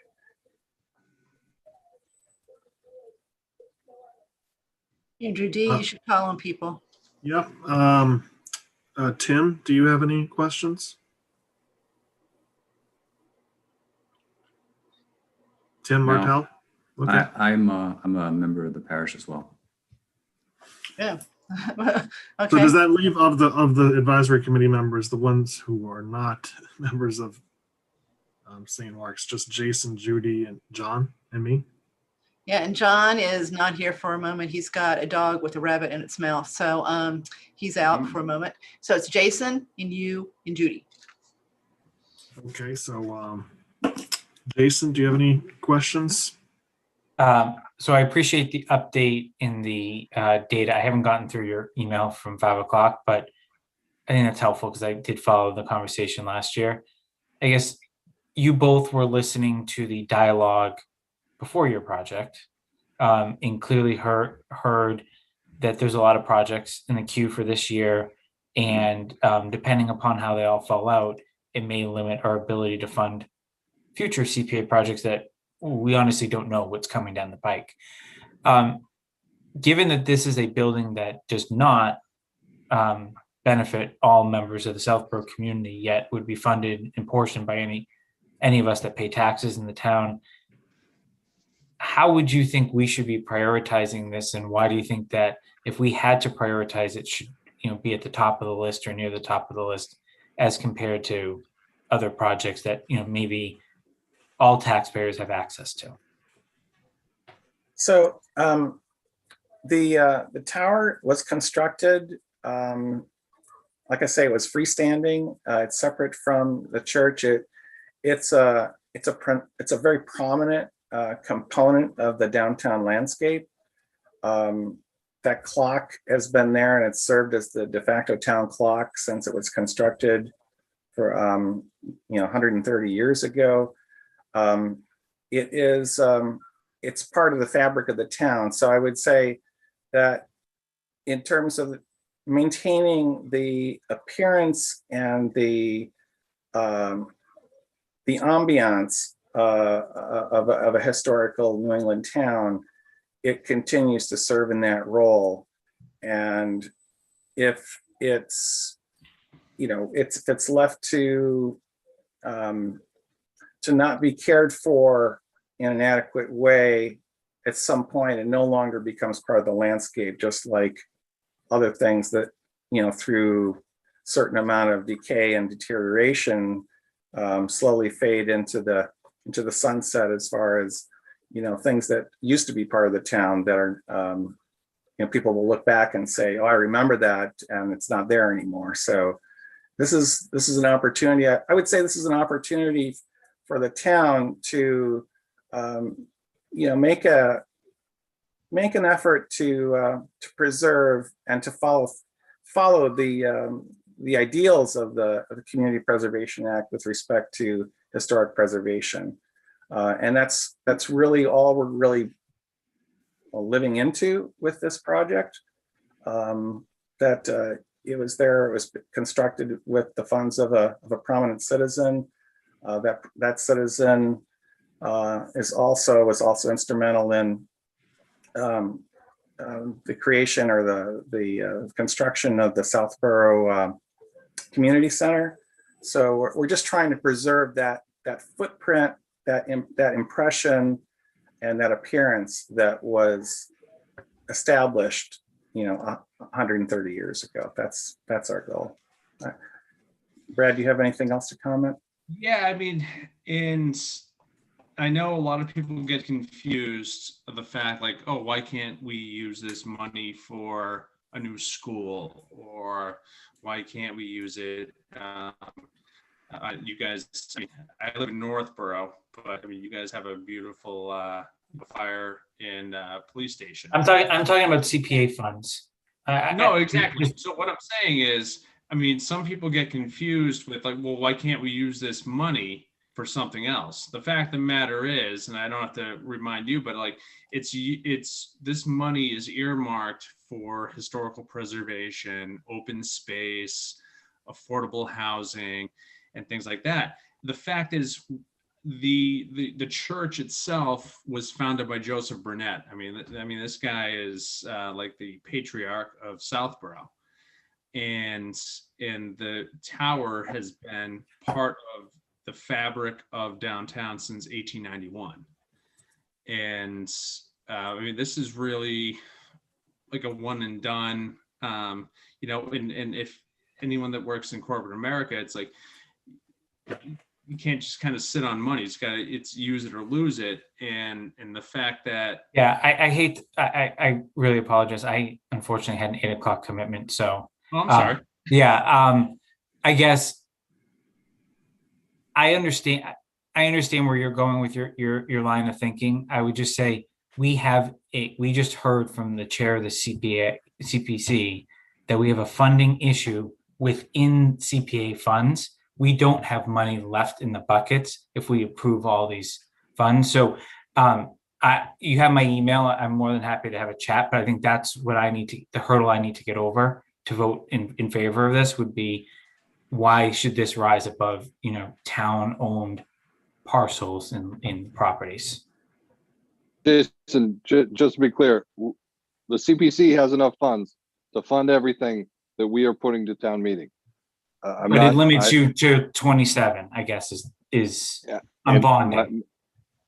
Bonding, we are limited to, because we've bonded not for the church, we have bonded for the Burnett House, the library, and now what we're putting forth to the town is the townhouse. So I think, we can talk about this separately if you want. I know you got to go, but what I was trying to say before is, if we have another very large project that's going to be millions of dollars, we won't be able to bond for it.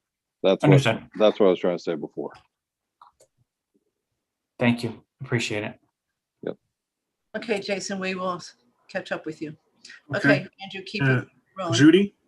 Do you have I any think questions? it's going to be a hard sell at town meeting. I understand how you're explaining it, but I think that many people will still see it as supporting a church. And it's going to be a tough sell. We have other historic projects that will come before us that I think are more clearly, to compare it to the Burnett houses, it's not the same thing. So that's what I have to say. And then finally, this is Andrew. I have a question. So in the spreadsheet that you showed, so there's a certain level of fundraising for this project that would come from the parish itself, right? Correct. Yeah. Okay. Now, does the church also have any funding sources at the diocesan level? So and I just ask because I don't know. So like the Diocese of Massachusetts within the Episcopal Church, does it have grants or funds to help preserve historically significant churches within the diocese, or even like at a national level? So that is something I'm not entirely aware of. I think I've come across one project that was sort of a massive failure restoration effort that had been put into play, but I don't know the details related to whether this was at a diocesan level or at a larger level.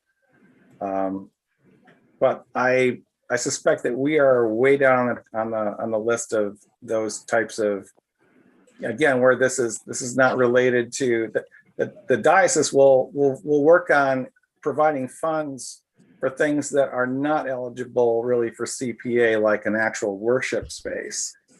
And these funds, this is not considered for a worship area. This is considered historic preservation of a freestanding tower.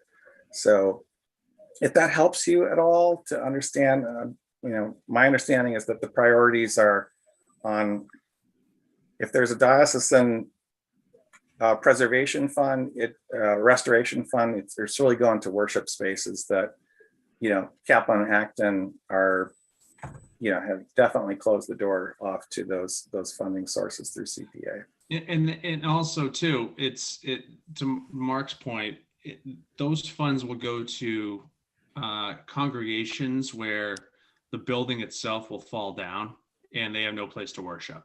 That's not what we're asking for here. The tower itself is freestanding, no religious iconic, I always screw this word up, iconography. Thank you. I still can't get it. You raise an excellent question though. It's a fantastic question. And the fact that it's like, that's what we're asking for is the fact that the tower is freestanding. We don't have any religious depiction on it.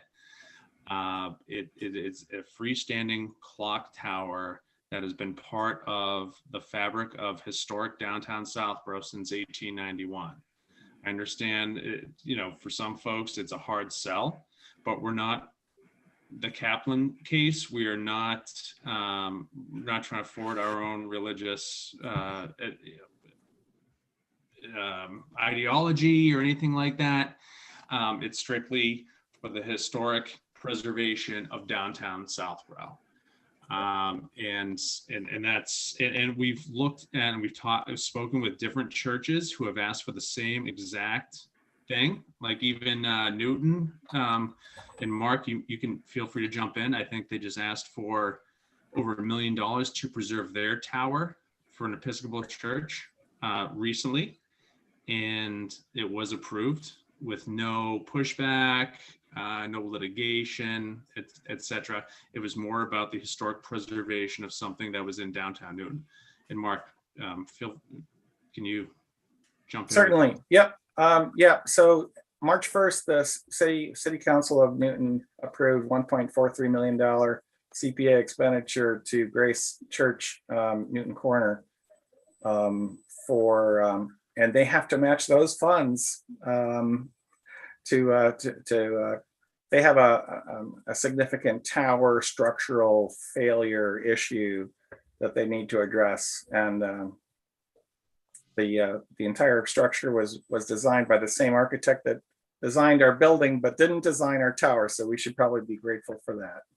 Okay, but this is all in the email you sent, correct? Yes, it is. Yep. Okay, so don't repeat what's in the email. We're going to look at it. So Andrew, why don't you move on to Mr. Mooney's back and the rabbit is alive. Yeah. Okay. Mark and Brad, I assume you guys are going to do a short presentation at town meeting. And what I would, as I believe I suggested last time, and I would suggest it again, I'd be prepared to respond to questions relative to St. Mark's status in town, in terms of its charitable status. That's kind of a hot button issue. So I would certainly address that right out of the box before you go down it being a historical restoration only in the town of Southborough. I think that's very important. Yeah, thank you. Thank you. Nope. I wanted to just also mention, it's not listed in any of the documents that I sent. There is a website that is pretty much ready for prime time related to the tower project, which I invite anyone of you to look at. Its URL is stmarkstower.org. So it's stmarkstower.org. And you can wheel through that and see a lot of information, history, project scope, funding, proposal, a lot of different dimensions that I think you'll find useful for your analysis. All right, so we'll send that to everybody tonight after we get off the meetings. They've got that, so that's great. Okay, I think that's probably all the time we've got for this one tonight, guys. Well, thank you. Thank you so much. Appreciate the time. Hey, quick comment, Kathy. Go ahead, Tim. I would just urge once again to talk to St. Mark's and Fay. They're part of the landscape as well. You want St. Mark's Church to talk to those two? No, I want them to talk to St. Mark's School and That's Fay what I mean. School. You want St. Mark's Church to talk to St. Mark's School and Fay School. Oh, yeah. Sorry, Kathy. I misunderstood you. Yes. Okay. I do think that, it was, when we talk about alternative sources of funding, I think it's important to exhaust all of the possibilities. So to be clear, we have reached out to the Burnett descendants. So whatever funding we were able to acquire that is in our balance, we feel is pretty much all we're going to get. And the Fay School and St. Mark's School are completely unaffiliated with St. Mark's Church. Yes, I'm well aware of that. But what I'm saying is that they are across the street from you and they might care if there's a giant hole in the ground instead of a tower. Understood. Yeah, thank you. Okay. So Brad and Mark, thank you both. You're welcome. Thank you. Thank you. Thank you, guys. Bye-bye. All right, last topic is trails. And is that Catherine, Andrew? It is. Yep. All right, so take it from here. Tell us about the trails. Okay. So this one, Catherine, I'll kick it off and you can, I'll do a high level and you can get in the details and correct me if I veer off the trail. Um, so this one is the request was for $47,011 that would come out of the budgeted reserve. This is a request from the Trails Committee. Is looking to gain access to a 1.6 mile trail on as part of the Southborough or the DCR, and and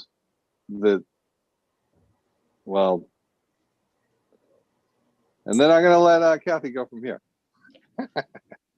I don't understand where it is. You got to tell us, Catherine, exactly where it is. Yeah, so let me ask a first question is, has anyone seen the application?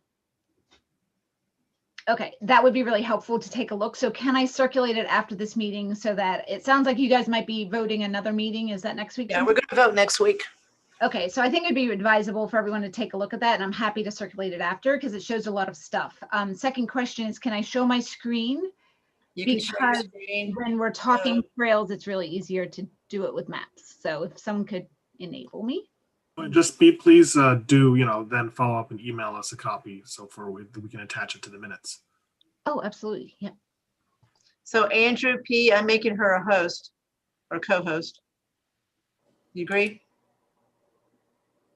Okay, so Catherine, you'll be able to share your screen now. Hey, 1 minute, Kathy. Andrew, is this from the open space or the recreation bucket? He said This neither. is from the budgeted reserve. Okay, I'm sorry, Kathy, I missed that. So Andrew, why wouldn't you take this out of open space? The open space has already been used up. Yeah, that's a good reason. Okay, so can everyone see my screen and you see a map? Yes. Okay. So this section of trail, and just want to clarify, I just found out about the meeting this morning, so I don't have a formal presentation, and we'll be happy to follow up with any information that you need for clarification, because we certainly want the committee's support if possible. So the trail is a section of land that we're calling the Peninsula. It's owned by DCR and MWRA, and it's near the Fayetteville Dam, off of Route 30. This is Route 30 here. And you may recall the Stony Brook golf course you're probably familiar with. So it's the land behind there. It's an existing access road that DCR and MWA use to help maintain infrastructure for the dam. So there's an access point here on Route 30 near the causeway, and here on Route 30 near Stony Brook. And so what we're proposing is to include, this would be, obviously part of a trail that's already, the access road is already in existence. There would be some build out of trail down in this area along a tree line. And ideally what it would do is this section is the largest remaining gap of the Burroughs Loop Trail, which is a 33-mile loop connecting Southborough, Westborough, Morrow, and Northborough. And back in 2012, when this trail was, the vision was created, they did a feasibility study, and Southborough committed to completing their section of the Burroughs Loop. And most of the Burroughs Loop in Southborough overlaps on existing trail, the Sudbury Reservoir Trail, which many of you probably are familiar with. So this is a new section, and it also is part of the Aqueduct Trail, which is a connecting trail that kind of rambles around, not as straightforward as the Burroughs Loop or others. And it also connects to the Bay Circuit Trail. Let me just zoom in a little bit here. And you can see off Route 30, we just finished a connecting loop last fall. This right here follows along Stony Brook, and it goes all the way up to an existing trail, that the Bay Circuit Trail off of Nichols and Clements. So you can see it impacts two regional trails and intersects with a third. So it's pretty important in that way. And the funding, the $47,000, we've been asked by DCR and MWRA to install fencing along some of the infrastructure to protect the infrastructure from trail users. And so that the money would be used for fencing as well as signage. And we're hoping to, what we'd like to do is kind of stage it to use the funding as matching funds for a DCR Mass Trails grant that's coming out in February 2022. And so we don't have funds that we can use for that matching. So what we would do is essentially use this money to increase the project to be able to fund it and match those funds and get more money to finish the project. Catherine, are you spending the money on merely fencing and signs, or are you building the trail? Yes, good question. And it's mainly on signage. Well, what we have quoted is signage and fencing. Because it's an existing access road, we don't have to build out the trail, which is a benefit. If we built this trail from scratch, for example, excluding any equipment, it would cost roughly $292,000 just to build it if it were from scratch. So this is, quite a different number when we're leveraging existing resources, which is a good benefit. And as far as who it would benefit, obviously it would benefit the community and the larger community as well. As we know, during the pandemic, many people have come out to the trails. It's a great resource for the community, and everyone from, in the master plan committee or the master plans from 2008 to now, and I also serve on that committee. All the public forums and the surveys that everyone says they want more walkability, they want more access to open space. So this really is in alignment with a lot of what people have said they want in Southborough. It, affects the economy in the sense of people want to move to towns that have these types of resources. So it's a great benefit in that way. People who work in Southborough would want to be able to use these types of resources as well. And most recently, we executed a public statement of support, and we have over 1,600 signatures from the community who are in support of this project, and also 8 letters of support from the local communities and stakeholders who were responsible for the Burroughs Loop. So there's a huge community support component for this trail. And Catherine, just to add one other piece, I think, if I recall correctly, isn't this one of the few trails that someone could go in a wheelchair on with others as well? Yes, I wasn't going to get into the exciting piece, but because we're still trying to confirm that's possible. But this portion of the trail that comes off of Route 30, there's about it's just under a mile that goes up here before it turns and loops over here, is paved. So if we can get over the challenge, there's a bit of a slope, 2 slopes that may disqualify the trail from being accessible trail. If we can work with that, then it would be an option to be accessible for anyone with mobility issues and wheelchairs. And that would be the first in Southborough to have an outdoor trail of this kind. So it's paved, but it's not a road, it's a paved trail? Only portion of it is paved. So from this section here all the way to where it starts to bend, it's about 0.6 or 0.7 miles is paved. Okay, and the rest of it is a trail that's already built. Yes, it's an existing access road, and that the trail would overlap on it. So you're essentially walking along the path that is already in place. And then after it's paved, it's just hard packed all along. Is there a plan in place for the maintenance of this road? Well, we're not responsible for the maintenance of the road because that's being handled by DCR and MWRA. And I believe DPW just did the paving of this road. So there's some involvement with the DPW as well. I just want to make certain that the town doesn't become liable if we're suddenly responsible for a paved trail and we choose not to maintain it. No, we're not responsible for the pavement or that part of it. When we do install the fence, we will be responsible for the maintenance of the fence that's around the infrastructure. So Tim, does anybody know, so are we saying that this is a road that cars drive on, or just it's restricted to? Right, it's restricted. No, okay, so a vehicle can't just go driving on this road. No, and no bikes can either. It's just for MWRA's vehicles. Hey, Catherine, this is John. Thank you. Even though you said you didn't realize you were doing this until this morning, it was very precise and concise. I have a question. What I got out of one of your statements is the fencing is being installed as a result of recommendation or request. I mean, when you're talking about a trail, there's no need for a fence if you're walking the trail. What is the purpose of the fence, and is it required? Yes, it is required. So let me just ask, because I think I have an issue with screen sharing. I just changed my screen to a PDF. Do you see that change, or do you still see the map? We still see the map. Okay, let's see. Let's try You this. should be able to move your cursor over. There you go. Okay, so this is that's the map. So let me just show you a picture of what this is called a riser shaft. And there's access to the tunnel underneath. So this is what they want fenced in, so that people aren't going and jumping on this very interesting thing that looks like you So can to encircle that structure, that's $49,000. So the fencing itself is roughly 32,000. That was 2019 quotes, and I've been told by the fencing company that the price of steel goes up, so it could be different when the project comes around.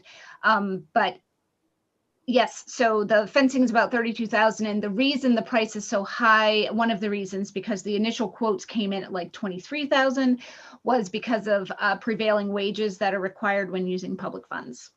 But you're talking about a chain link fence, I assume. And to me, again, not in the fence industry, but boy, that sounds like a lot more or much more expensive than I would have thought.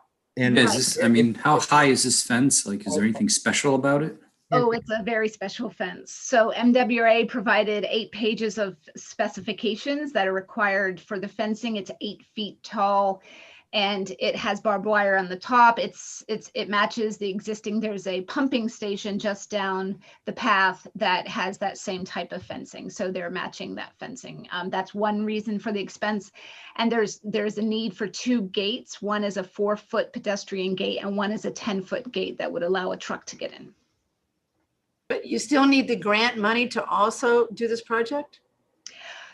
So that's the special surprise is that, and I don't want to confuse anyone, but if we do make it an accessible trail, there may be some expenses with that. But there's also an opportunity, and I was just receiving word from MWRA on this, where the trail comes out over here. Right now, the proposed is to go onto Route 30, walk along Route 30, right where there's a small bridge that crosses Stony Brook. It's the Southborough Framingham line. There's really no safe way to walk across that bridge. There's no shoulder, and it's a very busy section. So walking on the road is not ideal. We have an opportunity to kind of jump, to build a bit of a boardwalk over here to this connecting trail. Right. So that's another expense on the project. So that's what these funds would help us do, is expand the project in that way. And there's also an opportunity throughout town if we were adding signage and such, but I don't want to get into those details because this money and this project is focused on this piece. Catherine, could you go back to the fence diagram again, please? Yeah. Wait, I'm sorry. So Kathy, let me try to synopsis this if I can. And Kathy, correct me if I'm wrong. We need, in order to get access to the land, we have to put a fence around this object. Show us where we can't apply for grant money. Andrew, or access to the trail. I think you broke up a little bit when you said we can't apply for grant money. Oh yeah, we can't apply for grant money unless we have access to the trail. The land. So, and these. So you're breaking up a little bit more, Andrew Mills, and I don't think we got what you were saying. I think he's just talking about the prerequisites. We can't apply for the grant unless we have access to the land. We can't get access to the land unless we're willing to put fencing around this piece of infrastructure. Right. We can't get access to the land unless we fence the structure in, because we've been specifically asked to do so. We can't get the grant without the matching funds. This would be the matching funds because it's a matching grant and a reimbursable grant. So we need funds in the bank to be able to start a project like this. So this is kind of a catch-22 where we need the CPA funds to be able to go after a grant and then make those funds, triple the money we would get for the town. And we would leverage existing funds to be able to do that. Does that help answer those questions? It does. So right now, can I go walking on this trail legally? Not legally, no. They do open it up for hunters. They did that. They started that in 2019, I think, but that's by permit only, and only for that select population. And what kind of rights is the town going to have, or the town folk going to have moving forward? Is there something like, is it a trail in perpetuity? Right. It would be, we would love that.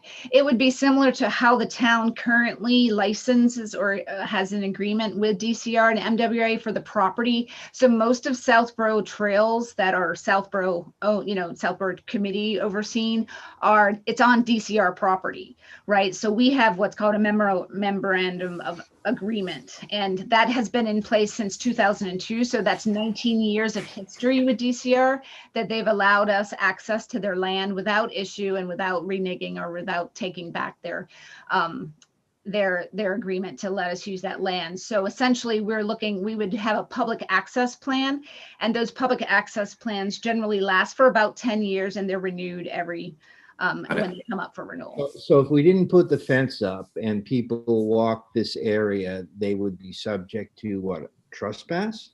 Yes, it's no trespassing. Yeah, I'm just having a problem. I think you can tell from the design, the request, and the amount of the signage required here. Again, I may be alone in that regard, but to me, it's very troubling in terms of the amount. The amount for fencing, you mean? Is the amount of fencing and why it's required, and 8 feet of fencing around, what is this? At least it's a 14-foot.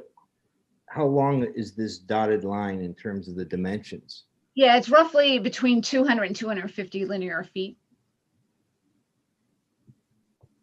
Okay, but to be clear, you've got an agreement with DCR that is signed, ready to be signed, that gives us access to these trail as long as we put this fence up. That's the agreement. So that's a good question, Kathy, and let me answer it the best I can. So we've been working with Wading and working with DCR, and we have a good working relationship with DCR. So we've been working with them on this project since before 2017. They needed to do, and including MWA, needed to do a few things and put things in place before an update to the Sudbury Access Plan could happen. That process started in 2019. It got put on hold because of COVID. We were having some difficulties understanding exactly what DCR's timeline was.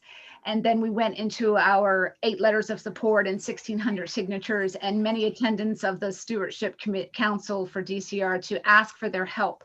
We've received word from the DCR today, the Deputy Commissioner, Nick Connors, that they are moving forward with the access plan this year. So to your question, do we have an access plan executed and signed now? No. Will we by the end of 2021? Yes. That's the commitment we received from DCR. So they are moving, they're starting that process back up. It has to be a public outreach process. So they start with a survey, then they have a public listing form. You may be familiar with those types of processes more than me. And then once they have that, they'll update the plan and we'll do the execution. And this is the Trails Committee that is doing this work? Doing this legwork? Yes, yeah. We're not going to install the fence, I promise you. Okay, but I mean, you're the one that has put this together. It's not CPC, it's you, and you brought this to CPC to fund. Yes. It's your committee. The Trails Committee, yes. Kathy? Mm-hmm. Catherine, could you show again where this thing, the Hosmer riser, is on the first map? Yes. So it's roughly, let me see, it's roughly in this area. Okay. And is there, or will there be parking at the trailheads of the trail? Yes. So there is an option to park here. So we cannot park on this side. So MWA owns this sliver of land over here. They said, or rather just this piece here, they said no parking here. So there is an option to park here. Hunters are currently parking there when they do their thing in the fall. You know how many spaces are there? It's roughly, I mean, if you smart park your cars, and that's an important distinction, because if one car gets in there sideways, you're going to block 3 cars. But I've seen like 4 to 6 cars parked there. But what we're proposing, if we can do the accessible trail, is to move the gate up, and that would increase parking, because one of the things we need to do is make sure we have handicap accessible parking. So that would increase to maybe 8 spots or more. And also, I guess I should say that this is just down the road from the, you can't see it on the map, but from the Fayville Park on Central Street. So you can just walk down Central Street if there's more parking along the side there, and you can park there. And on this side near Stony Brook, Genzyme or Sanofi or whatever their new name is or name, you can park in that parking lot here. I mean, unofficially park there. We would want to connect with them and obviously get clearance, because I think this trail is going to benefit that business, and those employees will be able to use this nicely. So there's a synergy there where they're probably going to want to be nice and open Catherine, that up. this trail is being used now? No, you can't. It's not open to the public. But you could if you wanted to. You would just be trespassing. I would never say you could when it's trespassing. So yeah, so people can trespass if they feel comfortable trespassing. And I think some people do. There's Yeah. no construction or work needed to be done to the actual trail. It's just this gate made out of gold on that peninsula. There is possibly some work on a trail. For example, if we chose to put wood chips down to demonstrate where the trail goes along the tree line over here on this side, there would be some work in that way, but not on the main part. All right, we all kind of jumped in here. So I'm just going to do this in order again. Andrew, do you have any further questions? Is there any way you could route the trail away from that thing so that you wouldn't have to build a fence? Yeah, that great question.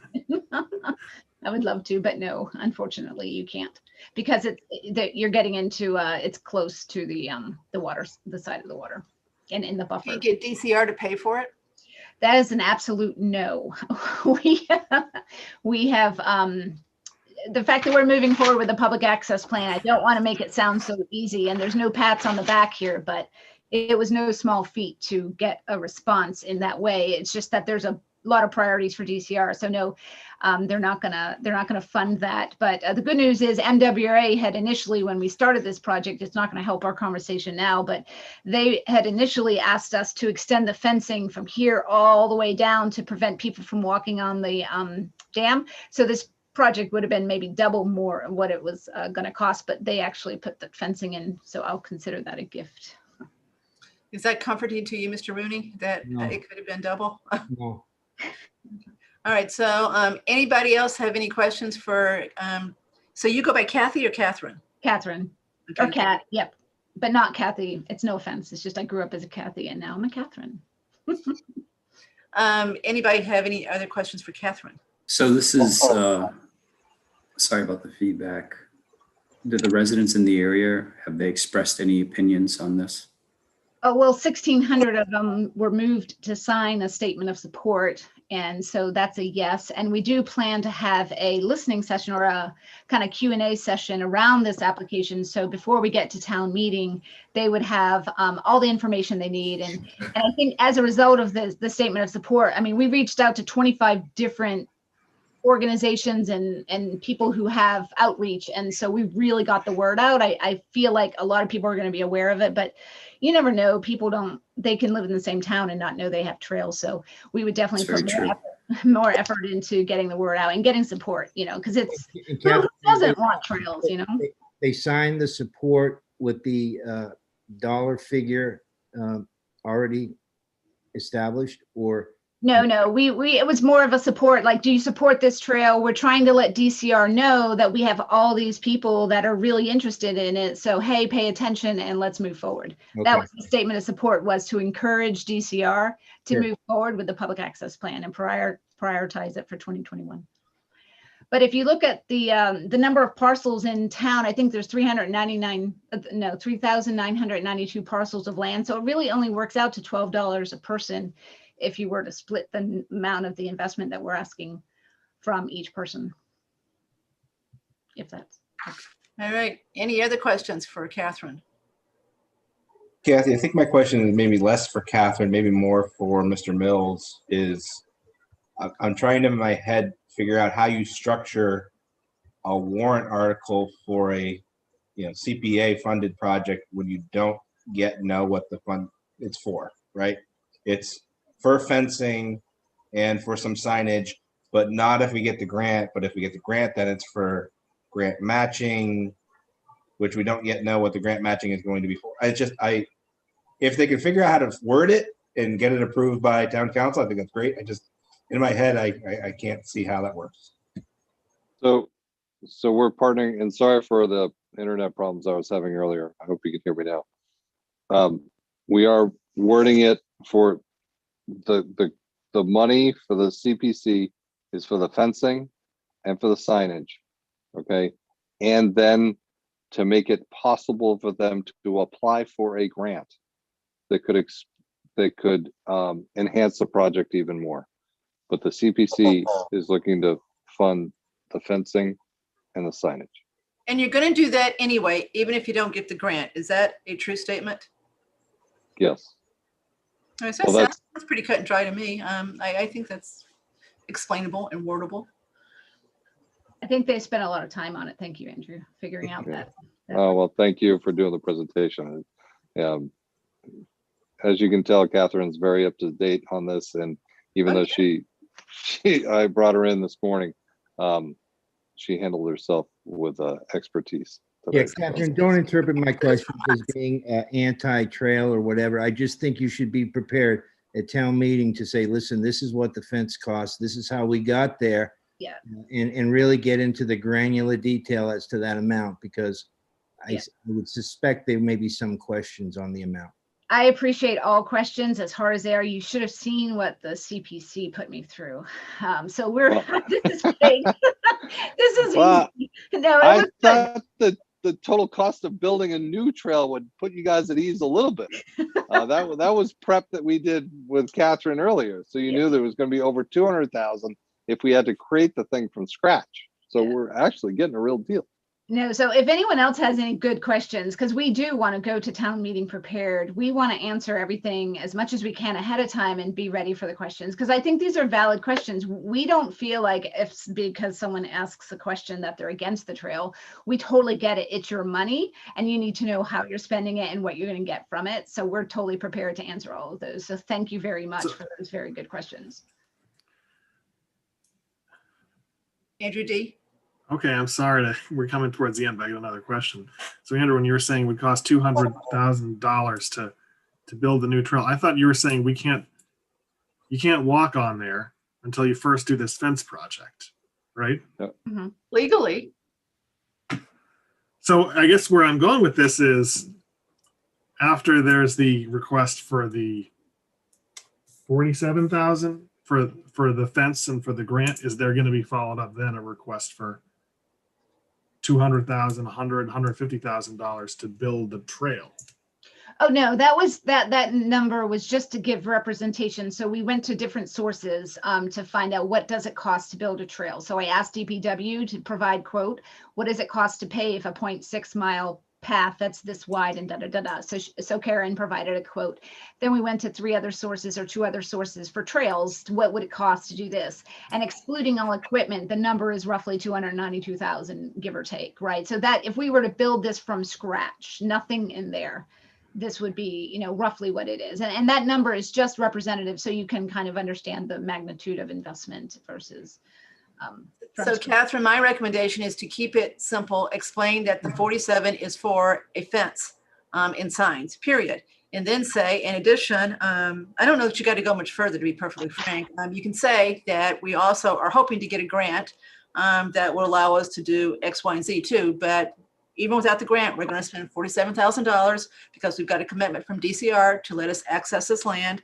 But as part of that commitment, we have to build this fence or we cannot access the land. So I think it's as simple as that. I wouldn't get into a whole lot of, well, you're going to have to use this to match it, whatever. That's fine. Just say we're applying for a grant. You're not asking for more match money, you're using the same money to match. So I keep it kind of simple so people really understand what's being accomplished here, that trail's already there. All you're trying to do is access that trail and what it connects to. I would show, so you've got a great presentation there. Can you send me the presentation at some point soon so I can get that to everybody? Yeah, and I just want to clarify, it's not a presentation, it's the actual application. That's fine. So just send that to me. It looked great. So it was easy to follow. So just send that to me so I can distribute that to everybody. Absolutely. Kathy, just so you know, when in order for the Trails Committee to be able to leverage the CPC funds, if it gets approved at town meeting, we do have to say in the warrant article that they can then leverage for a grant. So, you know, that is going to be in there in the final warrant article, so they can leverage the money for the grant. So we've been trying to work with Catherine to make sure that, you know, it's explained concisely that, yes, you know, if we do get the grant, it's going to be even better, but at minimum, you're going to have access to the trail and you're going to have the fencing and the signage. All right, we get it. So I would phrase that kind of like, for 47,000, you're going to get at minimum $350,000 of value. And if we got the grant, I think it was another $200,000 on top, right? That sounds really good, Andrew, but I think you might have inflated the numbers a little bit, but I'll try. I got your. Well, I'm saying it's $290,000 of trails that are built, right? Yeah. Plus 47,000. So for 47,000, you get roughly 350,000 of value. Okay, I see where you're going. Thank you. And the grant you were applying for, I think it was like what, $200,000? Is that right? We didn't quote yet. Yeah. Yeah. Well, whatever the grant, you know. So if you say you're applying for a grant of 200,000, of which 47 would be the match, now you're for $47,000, you're getting not 350,000 of value, but $550,000 of value. So it's a great return on your investment. Yeah, yeah. Thank you. 10 for 1. That's a good one. Yeah. Okay. All right. We get it. So thank you, Catherine. Okay. So I can go now? Yep. You can go. Okay. Thank you. Great for your job. time. Thank you. Appreciate it. Yeah. Take care. All right. So Mr. Mills, thank you very much for coming tonight. So I think we get it as far as the 5 projects. We will vote next week as far as advisory support. And we'll stay in touch with you to make sure we've got the numbers straight too, as far as the various buckets. Okay. Yeah. And one point of clarification for you asked why we weren't using open space for this one. It was determined that we wanted to use it as a recreation project, not as, because we're not really creating open space. So there is still money in the open space piece, but since it was viewed this more as a recreation project, not an open space piece, that's why it's being done from the budgeted reserve. That makes sense. Okay, we get it. All right. Anybody have anything else for Andrew while he's here? Okay. All right. Thank you very much. And we will talk to you soon. Thank you, everyone. Appreciate it. Bye-bye. Yeah. Okay, back to the budget. So we're going to vote on a few budgets, but let me share my screen and show you where we are right now.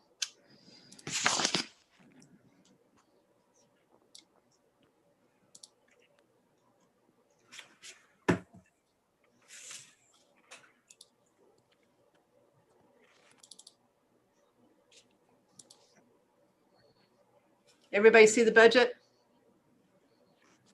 The spreadsheet? Yep. Yep. Okay. All right. So now, let me get this out of the way. See where my cursor is here, where I've got it at the bottom on the tab saying lease comp? Everybody see that? So I'm gonna click. Yeah. Okay. Now, if you remember last week, and I'm going to say this because I did the math pretty well.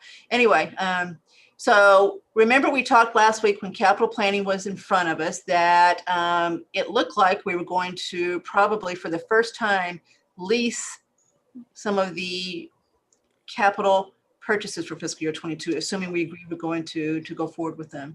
So this kind of shows all that.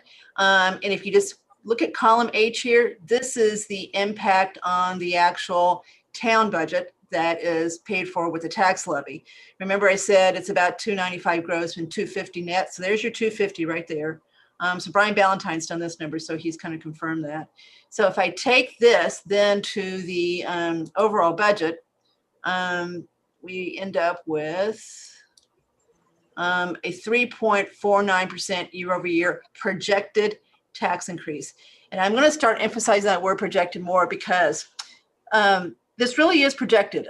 There's still some things that move around after town meeting that we have no control over. And one of those is this number right here. See this, see where he's got fiscal year 22 average house value? We don't know what that number is yet. All Brian did was take this number and he's increased it by 2.9% to get to here.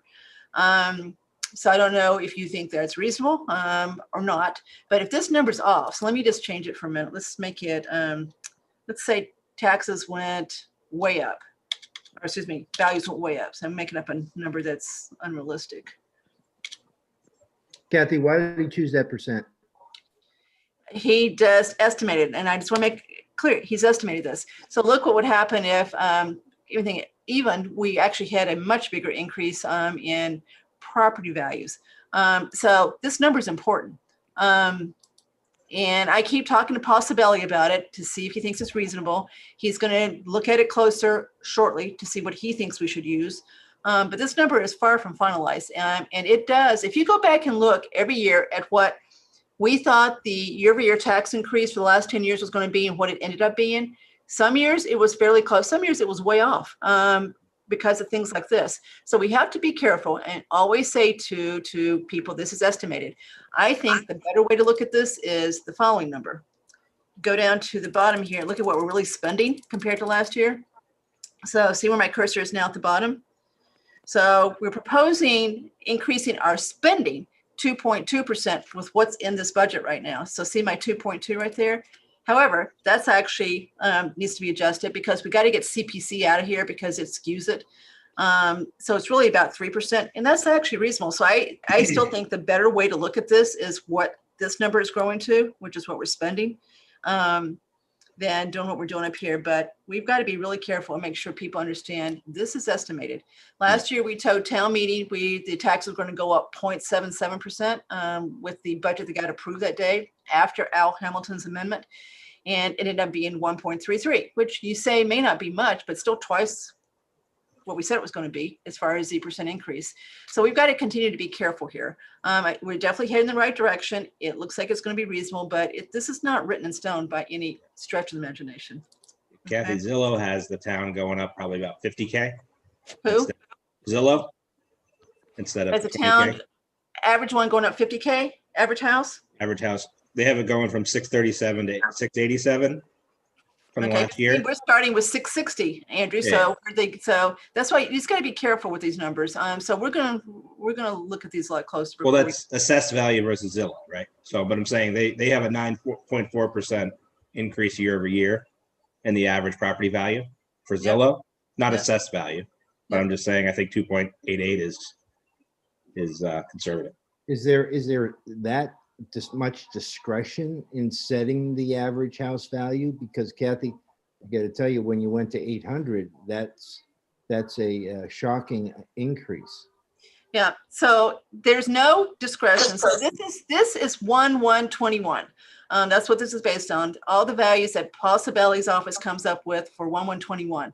But he doesn't close this out until June 30th. He gets to pick up new growth all the way through June 30th of 21 for 1/1/21. So he takes, once he gets his numbers, you just divide by the number of houses. So there is no discretion here. We just don't have the number yet. So it's my point. So you've got built into this. This number here for local receipts, well, they have moved it up. Okay, so they moved it up 20,000 from last time I saw it. Anyway, this number is really $5 million. And this is up to Carla, the town accountant, to truly decide what she's willing to throw into the mix as far as revenue goes when they finally set the tax rates in October. So this can move too. So there's things that happen after town meeting that truly affect what we actually get on our tax bill for the next year. So budget is a big piece of it, but it's not the only thing. I think, Kathy, the other thing to keep in mind is 3.49% is really half of that because we didn't really increase it last year. Say that again, Andrew? Because we didn't increase really the tax rate last year, right? We pushed a lot off to this year. So you really have to blend it over 2 years. I don't disagree that it wouldn't be unreasonable to take the two together, as long as next year you don't try to do that again. Right. Okay. All right. So I agree that you might want to throw the two together to see where you end up with, because we did push things to this year that really should have been part of last year. I agree with that. Okay, now let's look at some more budgets and get some more out of the way, and then we'll be done.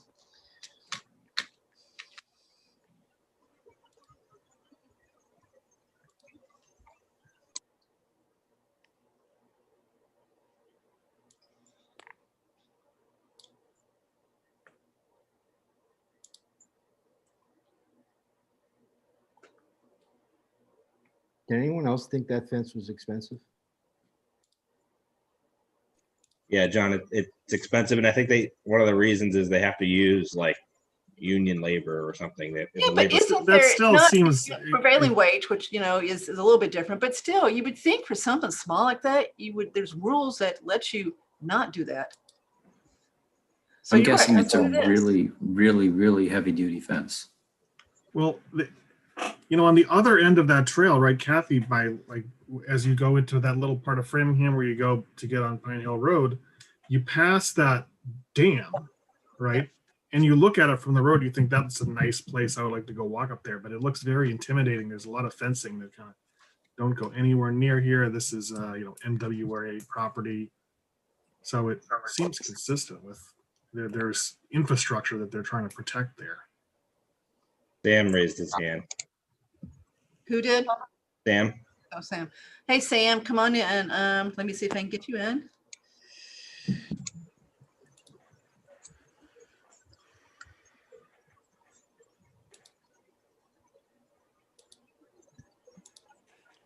Okay, so Sam, I'm promoting you to panelist. So hopefully we'll see you in a second. Okay, there you are. Can you hear me? We can. Thank you. Quick comment on the fence. As some of you know, I'm on the MWRA advisory board, and the Metro West water supply tunnel runs underneath Southborough from the treatment plant out there near Semirano Drive to the Hosmer pumping station, which is just east of what we're talking about here.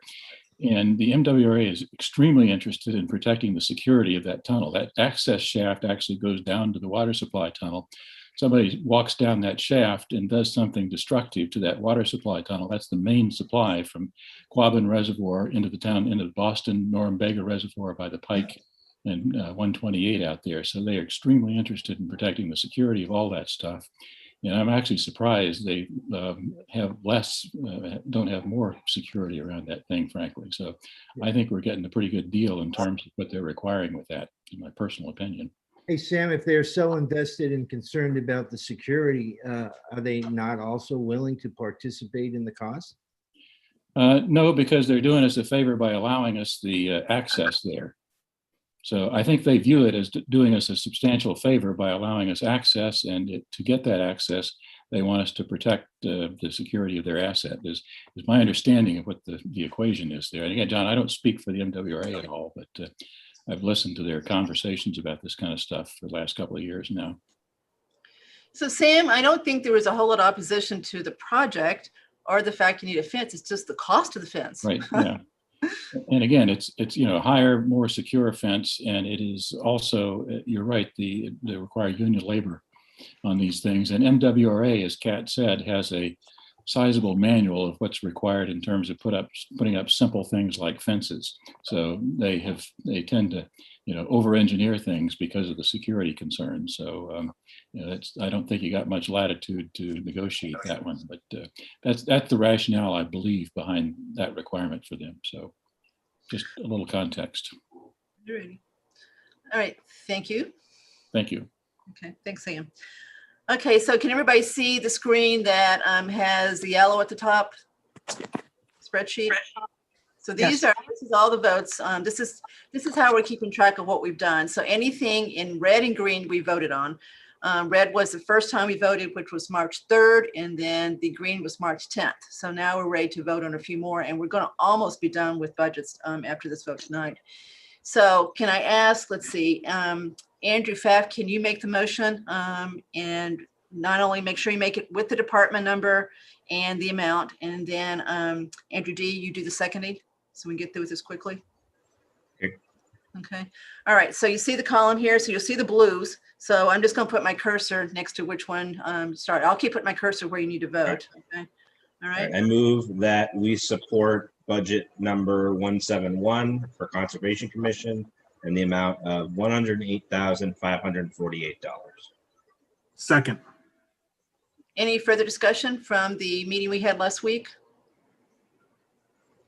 And as you remember, the big thing here was they added $5,000 to their basically maintenance budget to maintain the some of the big parcels that they're responsible for. So they went from 25 to 30. Other than that, there was nothing in it. They are going to get a few hours from the rotating admin position at Town Hall, but that's not in their budget. That's in the BOS budget. All right, no further discussion. Roll call vote. Judy? Aye. Cook, aye. Andrew D? Aye. Tim? Aye. Andrew P? Aye. Mr. Rooney? Aye. Okay, so Claire, that's 6-0. And just make a note that Jason's not here. Okay. Okay, thank you. All right, next is Fire Department. I move that we support budget 220 for the fire department in the amount of $2,384,049. Second. Any further discussion? Okay, roll call vote. Judy? Bud's aye. Cook, aye. Mr. Dennington? Aye. Tim? Aye. Andrew Pfaff? Aye. Mr. Rooney? Aye. Okay, again, 6-0, Claire, with Jason Malinowski not here. Okay, now DPW is still moving around, so that's why I still not got that one. I got two different numbers today, so I've asked for clarification on that one. All right, let's keep going. Let me move the cursor down. Okay, so the reason we're about to vote on the Algonquin exempt debt again is because they changed it. It went down, so we got to revote that. We already voted on it, but we're going to revote it. The right number. You just scroll down to it. I'm trying, Andrew. Okay, all right, here we go. So Claire, you're going to make this clear that we already voted on it, but it's a new number. So this is the new number we're voting on. It was that number.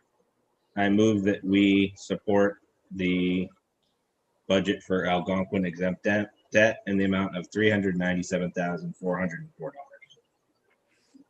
Second. Any further discussion? Judy? Bud's aye. Cook, aye. Mr. Dennington? Aye. Tim? Aye. Andrew P? Aye. And Mr. Rooney? Aye. Okay, again, 6-0, Claire. Okay, next one is Assabet. Now, Assabet still may come from us, but they've got their budget set. This is our assessment.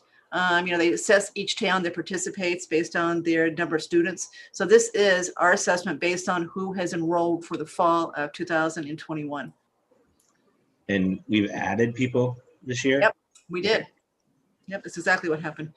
All right, so we can vote on tonight if you want to, or we can wait till we see them, assuming we see them. They'd like to come in front of us, so I believe they're coming, but they haven't confirmed. So do you want to vote on this tonight, or you want to wait until they come? I think we should give them the chance to come before we vote. Okay, all right, so we'll hold off on that one. Okay, now Norfolk. There's one student that has enrolled for the fall. This is the estimated cost of the student, and a big chunk of it is transportation. And they're still trying to work with Mark and Brian with Northborough to see if we can get this down and share transportation here. So this is the worst case scenario. This is when we pay for everything completely and we don't have any shared cost as far as the transportation piece of it. But honestly, Kathy, what happens if we say no? I agree. Okay. So I'm just trying to give you the facts, Tim. Thank you. Okay. Can we give the person a car? For a chauffeur. Really? We Yes, sir, great. one car, right? And just rotate him among the students and say. We have that extra chief's vehicle. We can just give it to the student to drive. There you go. There you go. There you go. Okay, let's vote. So go ahead, Andrew. All right, Fast. I move Budge that aye. we. Oh, Wait a sorry. minute, Judy, hold on. I move that we support budget 305 for Norfolk County Agriculture in the amount of $44,634. Second. Okay, any further discussion? If not, roll call vote. Judy? Budge aye. Cook, aye. Mr. Dennington? Aye. Mr. Martell? I, Mr. Pfaff? Aye. Mr. Rooney? All right. Okay, now here comes Jason. So that's 6-0, but he can join with us on the next one. So Jason, can you hear us? I can. I'm back. All right, so Jason, we're voting on some of the remaining budgets. So the next one we're voting on are the employee. So did anybody hear my? I'm not sure what happened. Anyway, Better. okay. So we're going to vote on the employee benefits. It's split between town and school, so we'll take two separate votes.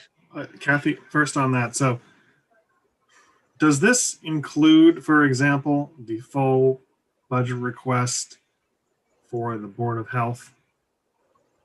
There's nothing that we're doing right now includes anything for the, okay, let me answer. I now know what you're asking.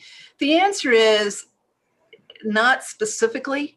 He puts cushion in these numbers, Brian does, because he knows he's going to probably add some people he doesn't know about yet before the end of the year. You know, people come and go, right? You could have someone who they gets hired as a teacher and they have benefits and they start January 1st. So he's got room to add people here. There's a cushion here. Okay. I'm not seeing the numbers lower than it was the year before. So, well, be careful. Be careful. He moved out of this the $250,000 that is the OPEB contribution. So it's artificially low. So that's a separate warrant article this year. So it's been moved out. Excuse me, it's a separate budget item. So it's been moved out. So if he had, this would be $250,000 higher. That's why it looks really good. Now our rates didn't go up. That's true, but this would have even been, this still would have been higher if he hadn't moved the $250,000 out. Kathy, have we made any traction on the with Northborough, without Northborough, adjusting rates, changing stuff? Well, it depends on how you define traction.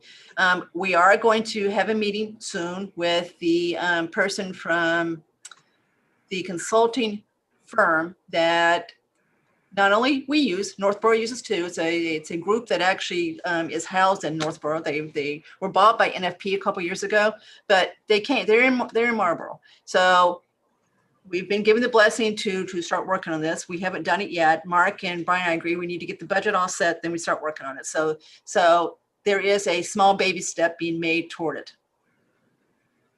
But that wouldn't take into consideration until next fiscal year. That's or right. Could we still get that? We won't have change? enough done probably to change anything because our plans renew for the most part July 1st. So the long answer to short question is yes, it probably would be fiscal year 23 before you'd see any impact if there is one. Okay. All right. Anything else as far as these two budgets go? I mean, these are big ones. This is more than 15% of the whole budget. Okay, so go ahead. Unbelievable. Andrew P. All right. Should I move them together, Kathy? Do them separate. I move that we support budget 910 for employee benefits for the town in the amount of $3,814,843. Second. Any further discussion? Roll call vote. Judy? Budge aye. Cook, aye. Mr. Dennington? Aye. Jason? Aye. Mr. Martell? I, Andrew P? Aye. Mr. Rooney? Abstain. Okay, so that was an abstention, Claire. Did you hear that? 601 with Mr. Rooney abstaining. Okay, so that's how we need to do them separately, Andrew. Okay, now do 910 for the school. I move that we support budget 910 employee benefits for the schools and the amount of $4,727,014. Andrew D. Are you going to Second. Okay. Roll call, or any further discussion on this one? Judy, roll call vote. Bud's eye. Cook, aye. Mr. Dennington, Aye. Jason, Aye. Mr. Martell, Aye. Andrew Pfaff, Aye. Mr. Rooney. Aye. Okay, so Claire, that one was 7-0. Okay, all right, next one is the legal settlement for Algonquin. We voted on that, right? Yeah, what am I saying? I knew we voted. Okay, so I'm sorry. I guess I messed up. I flew with it, so I thought we did. Okay, so I'm going to change that one to green. Okay, the next two are the liability insurance. Again, split those votes. Andrew? Okay. I move that we support budget 945 for general liability insurance for the town in the amount of $118,961. Second. Any further discussion? Roll call vote. Judy? Bud's eye. Cook, aye. Mr. Dennington? Aye. Jason? Aye. Tim?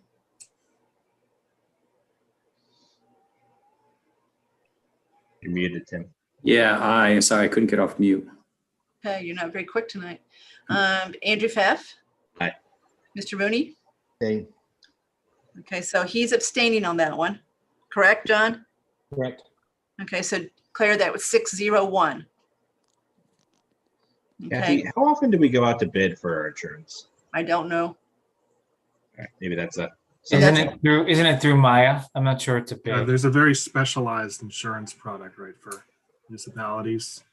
It is through Maya. So I don't know if there's any choice here, whether there's any negotiation. So I don't know. I don't know much about it. Okay. Okay, so let's vote on the school piece of it. I move that we support budget 945 general liability insurance for the schools in the amount of $178,441. Second. Okay. Any further discussion? Roll call vote. Judy? Bud's eye. Cook, aye. Mr. Dennington? Aye. Jason? Aye. Mr. Martell? Aye.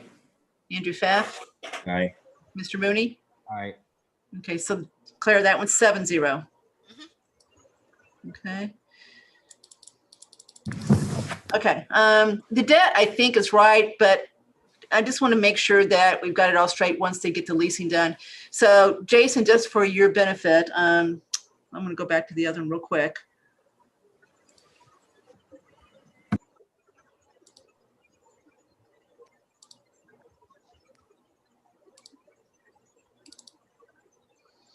Okay, so on the Excel workbook, this tab right here is the effect of leasing the equipment we talked about last week versus buying or bonding.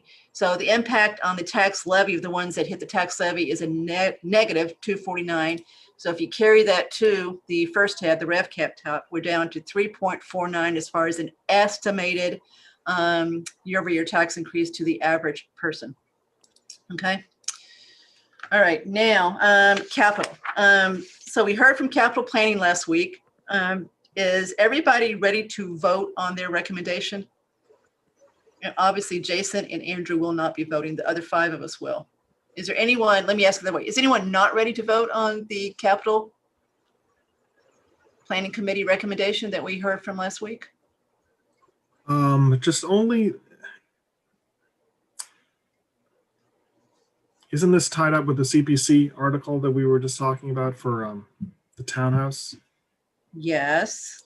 So what I was going to do tonight is at least try to vote on everything but those. I think that makes sense. Okay. So at least get as many of them as we can out of the way. And also wanted to see if anyone wanted to discuss further at least the tentative plan to lease the ones that you see the green lease button by. Oh, let me share my screen again. Sorry. You're sharing.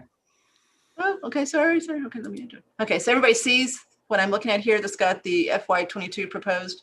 Yep. Oh, okay. All right, so you see over here in green.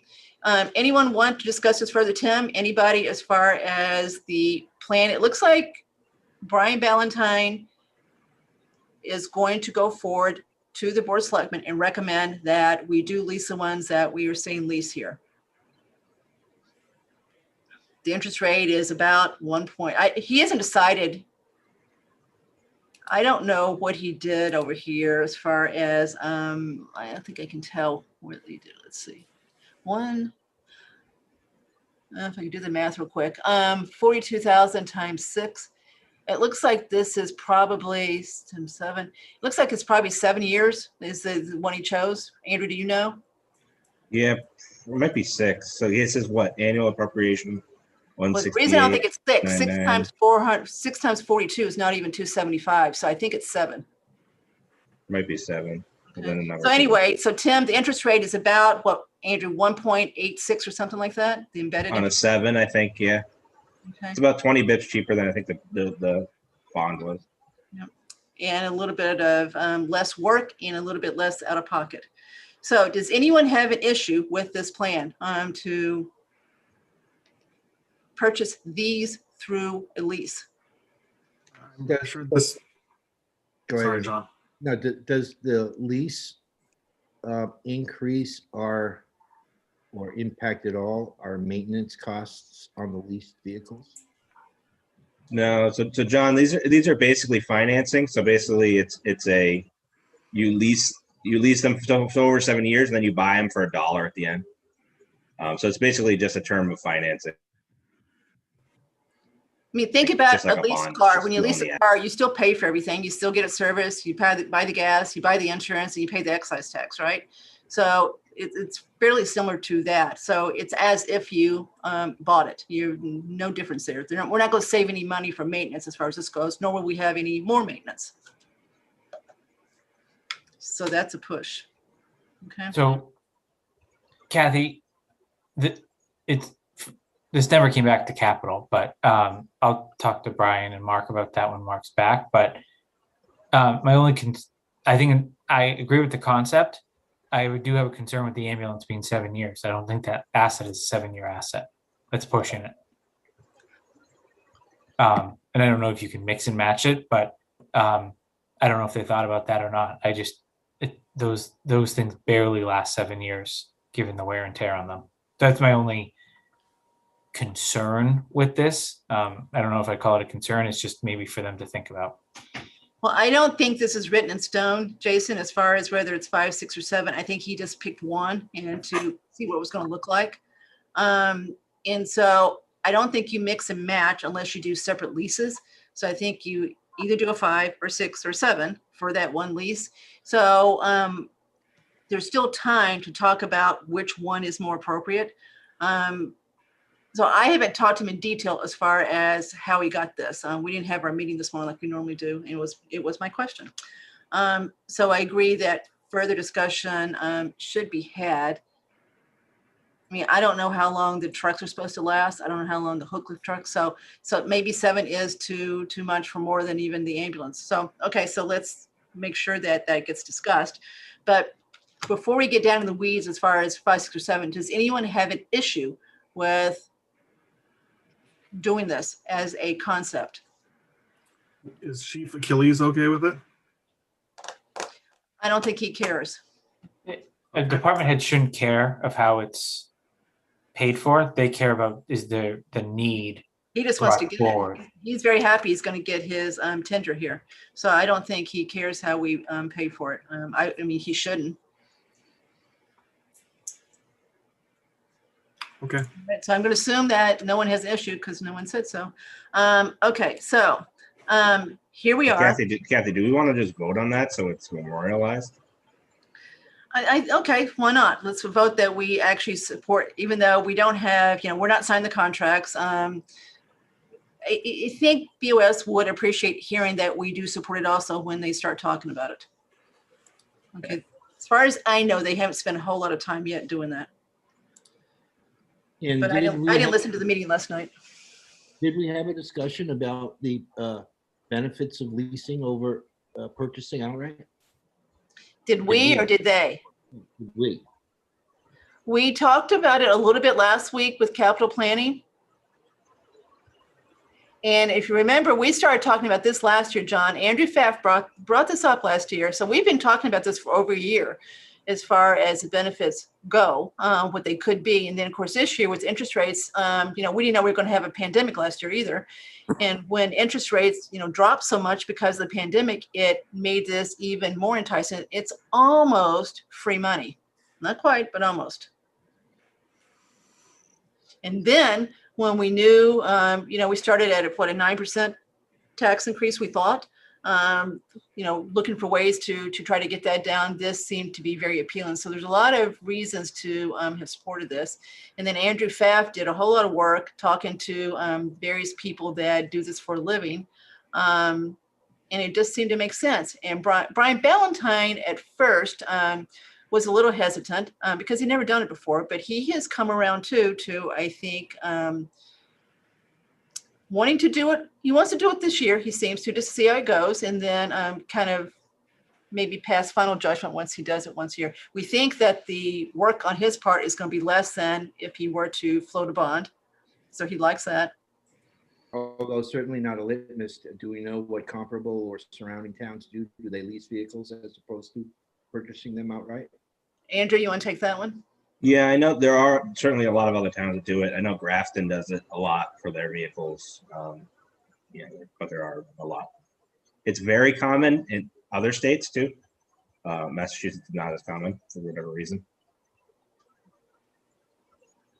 Yeah, I mean, there's lots of, this is a big business. So there's the guy we talked to has a whole lot of Massachusetts customers.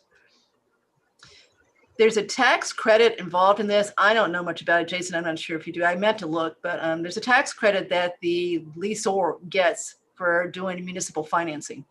It's kind of a break like you get, when you do muni bonds, buy muni bonds, you don't pay tax on the interest income. So there's a break they're getting, which is why they can use such low interest rates. I agree with that statement. What's that? I said I agree with what you said. Okay. And, All right. John, one of the good things about this is they're a little bit less risky for a town than a bond. So it's considered short-term debt because you have the option at, if you couldn't fund it, you could get out of the country. Whereas a bond, you couldn't. Okay, now we could do this a couple of ways. John, you will not be voting on two things. So you should not vote on 19 and 20 here. See there? The defibrillators go in police cars and you got the cruisers. Those are the two you shouldn't vote on. Can anybody, besides CPA, is anyone precluded from voting on anything else besides our two capital planning committee members? Okay.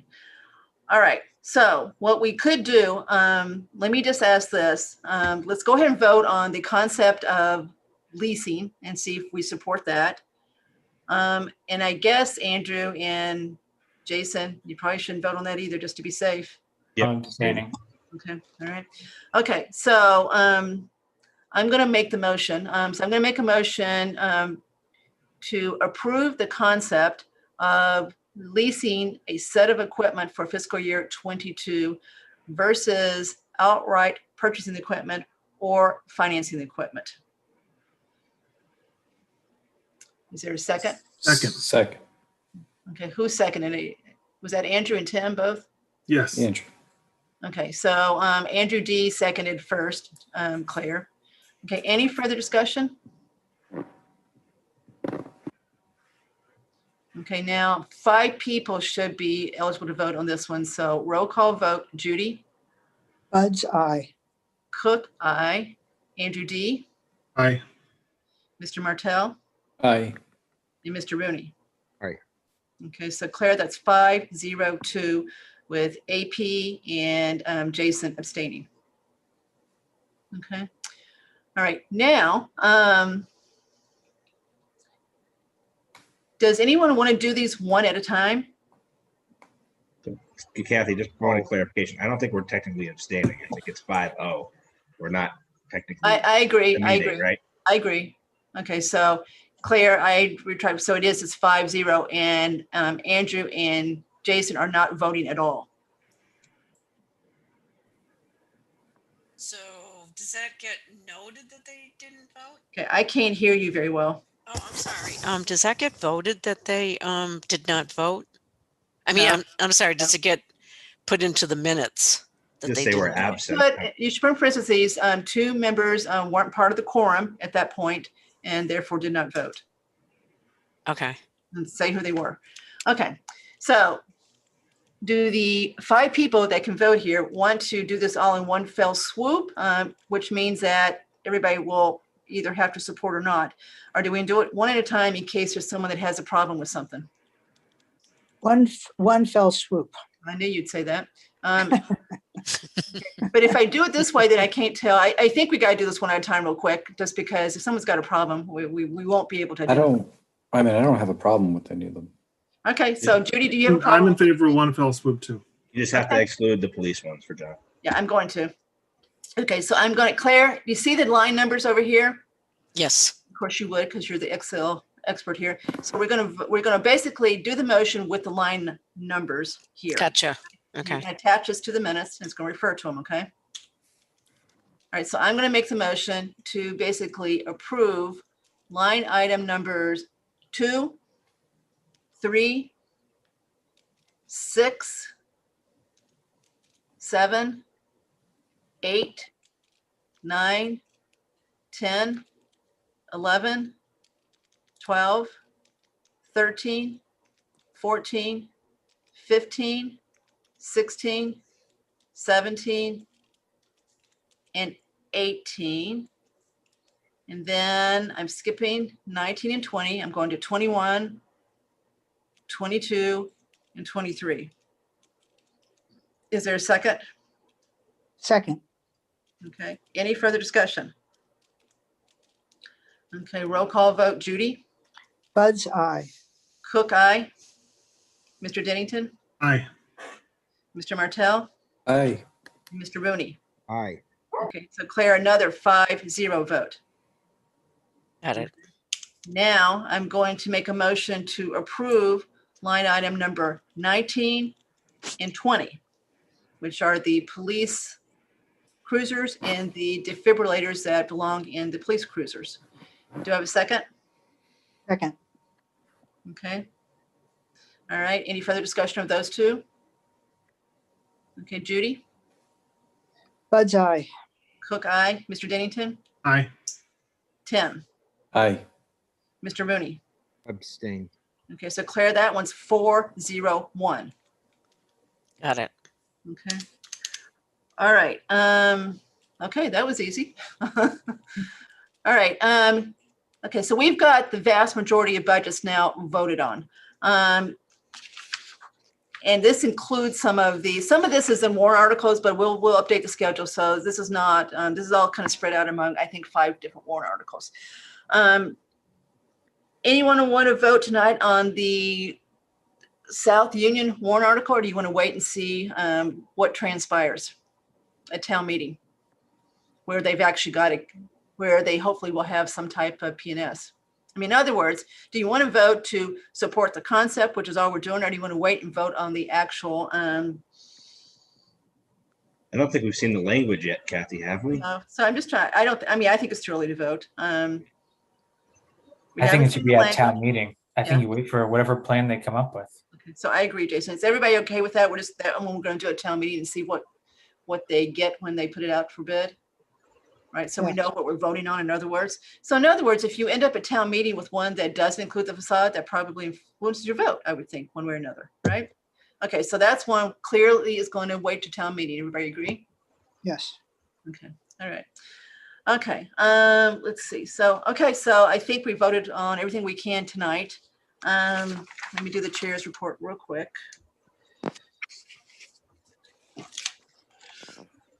So Peter Lapine, who is the sponsor of the noise bylaw article, did email me today, and I emailed him right back, and haven't heard from him. So we still may. I've asked him to come to next week's meeting in that email and haven't heard back. So we may hear from him next week.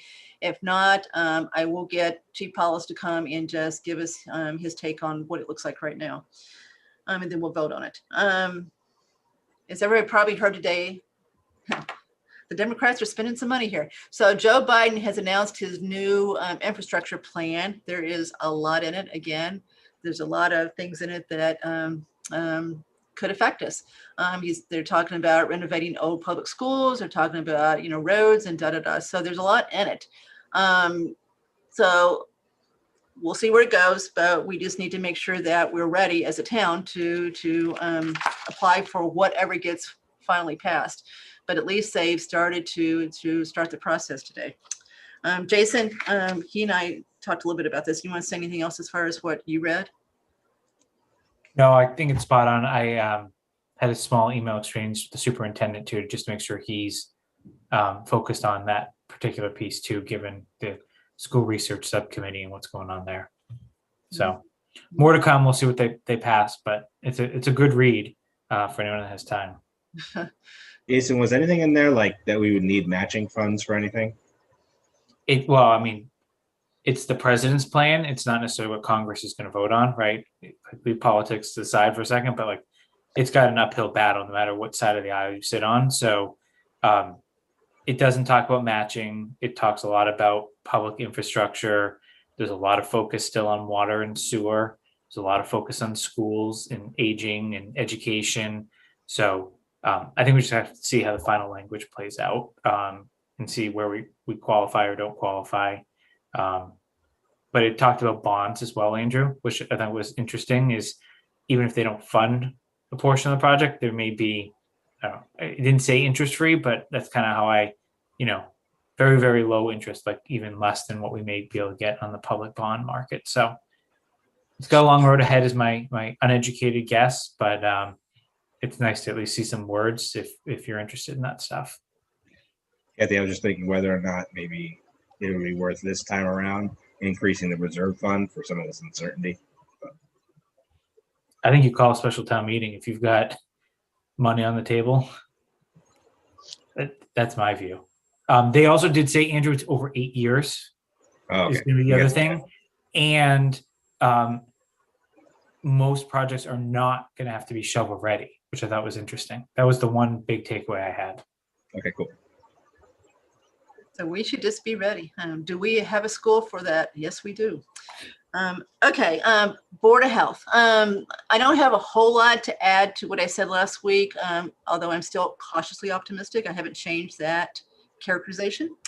But the one thing I do need to bring up is the Board of Health has now voted to add a warrant article that establishes a new revolving fund for the fees that they collect when they do inspections. Their theory is that it would reduce their budget. In other words, they pay for Dennis Costello or whatever the guy's name is that does inspections salary out of that. And therefore their budget would go down. Obviously, it wouldn't do much for the town budget because then our revenue goes down too because it's thrown through there. So that's all I'm going to say tonight as far as that goes. But they have voted unanimously to try to get that on the warrant. The warrant's supposed to be technically closed. The Board of Selectmen can reopen it, but I'm not sure how they get it on there at this late date. But anyway, there's that out there now too. So that's all I've got for Chair's report. So anyone else have anything right now that they want to bring up before we talk about the schedule and talk about one other small thing? No? All right, so schedule. Again, nothing's changed. Next week, we're going to hear from certainly personnel on board. We haven't voted on their articles, so Betsy will come and get us up to speed on their article. Possibly we're going to hear from Peter Lapine. So we'll see. And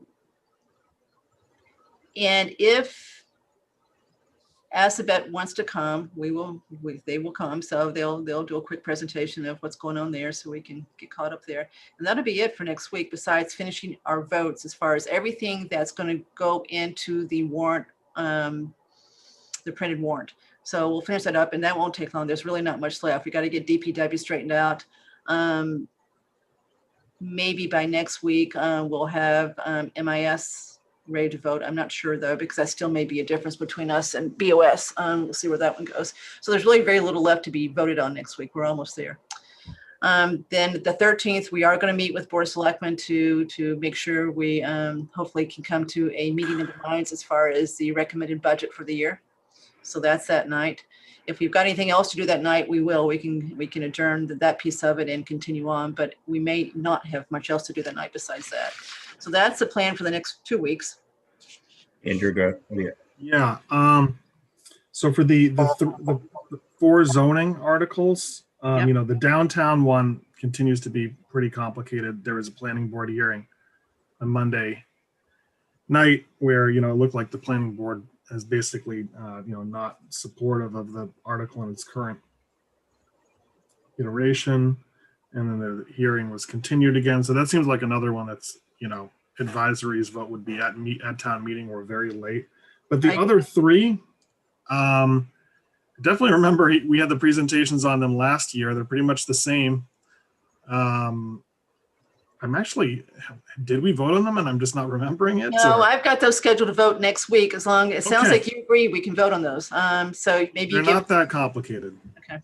Well, one of them is actually quite complicated, but Well, the illumination one is, yeah, that is not an easy read, but I say it's not complicated. We had the substantive presentation about the rationale behind it from the professor at I think WPI. Yep. And it's really just an issue of whether the members need additional information or whether Jason wants initial information. I've read through the minutes and discussion last year on that, so I've read the article as it changed. Yep. all right. So the plan is to vote on those 3 next week. And so right now, there's another one too we haven't talked about. First of all, the National Grid, as we talked about last week, is gone. The demolition delay bylaw changes is gone. So those are out. There is one more that's at the very end. There is a citizen's petition to add a truck exclusion to flag. The state's already looked at this and said the flag doesn't qualify.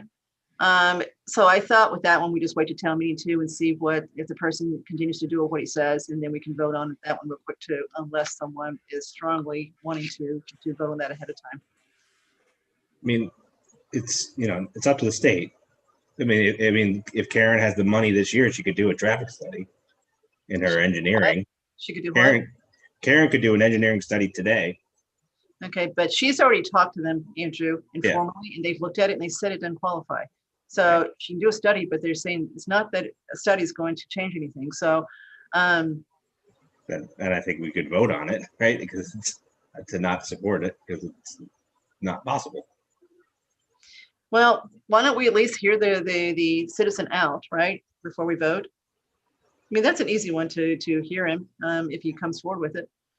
I'm not sure he's coming forward with it. No one knows what's going on with that one. So I'd say let's not vote next week. Let's see what goes on with that one. Okay. That'd be 3 at town meeting, which is not bad. Okay. Anybody disagree with that? Strongly? All right. Do we have any? Yeah, we got a few people there. So any public comment?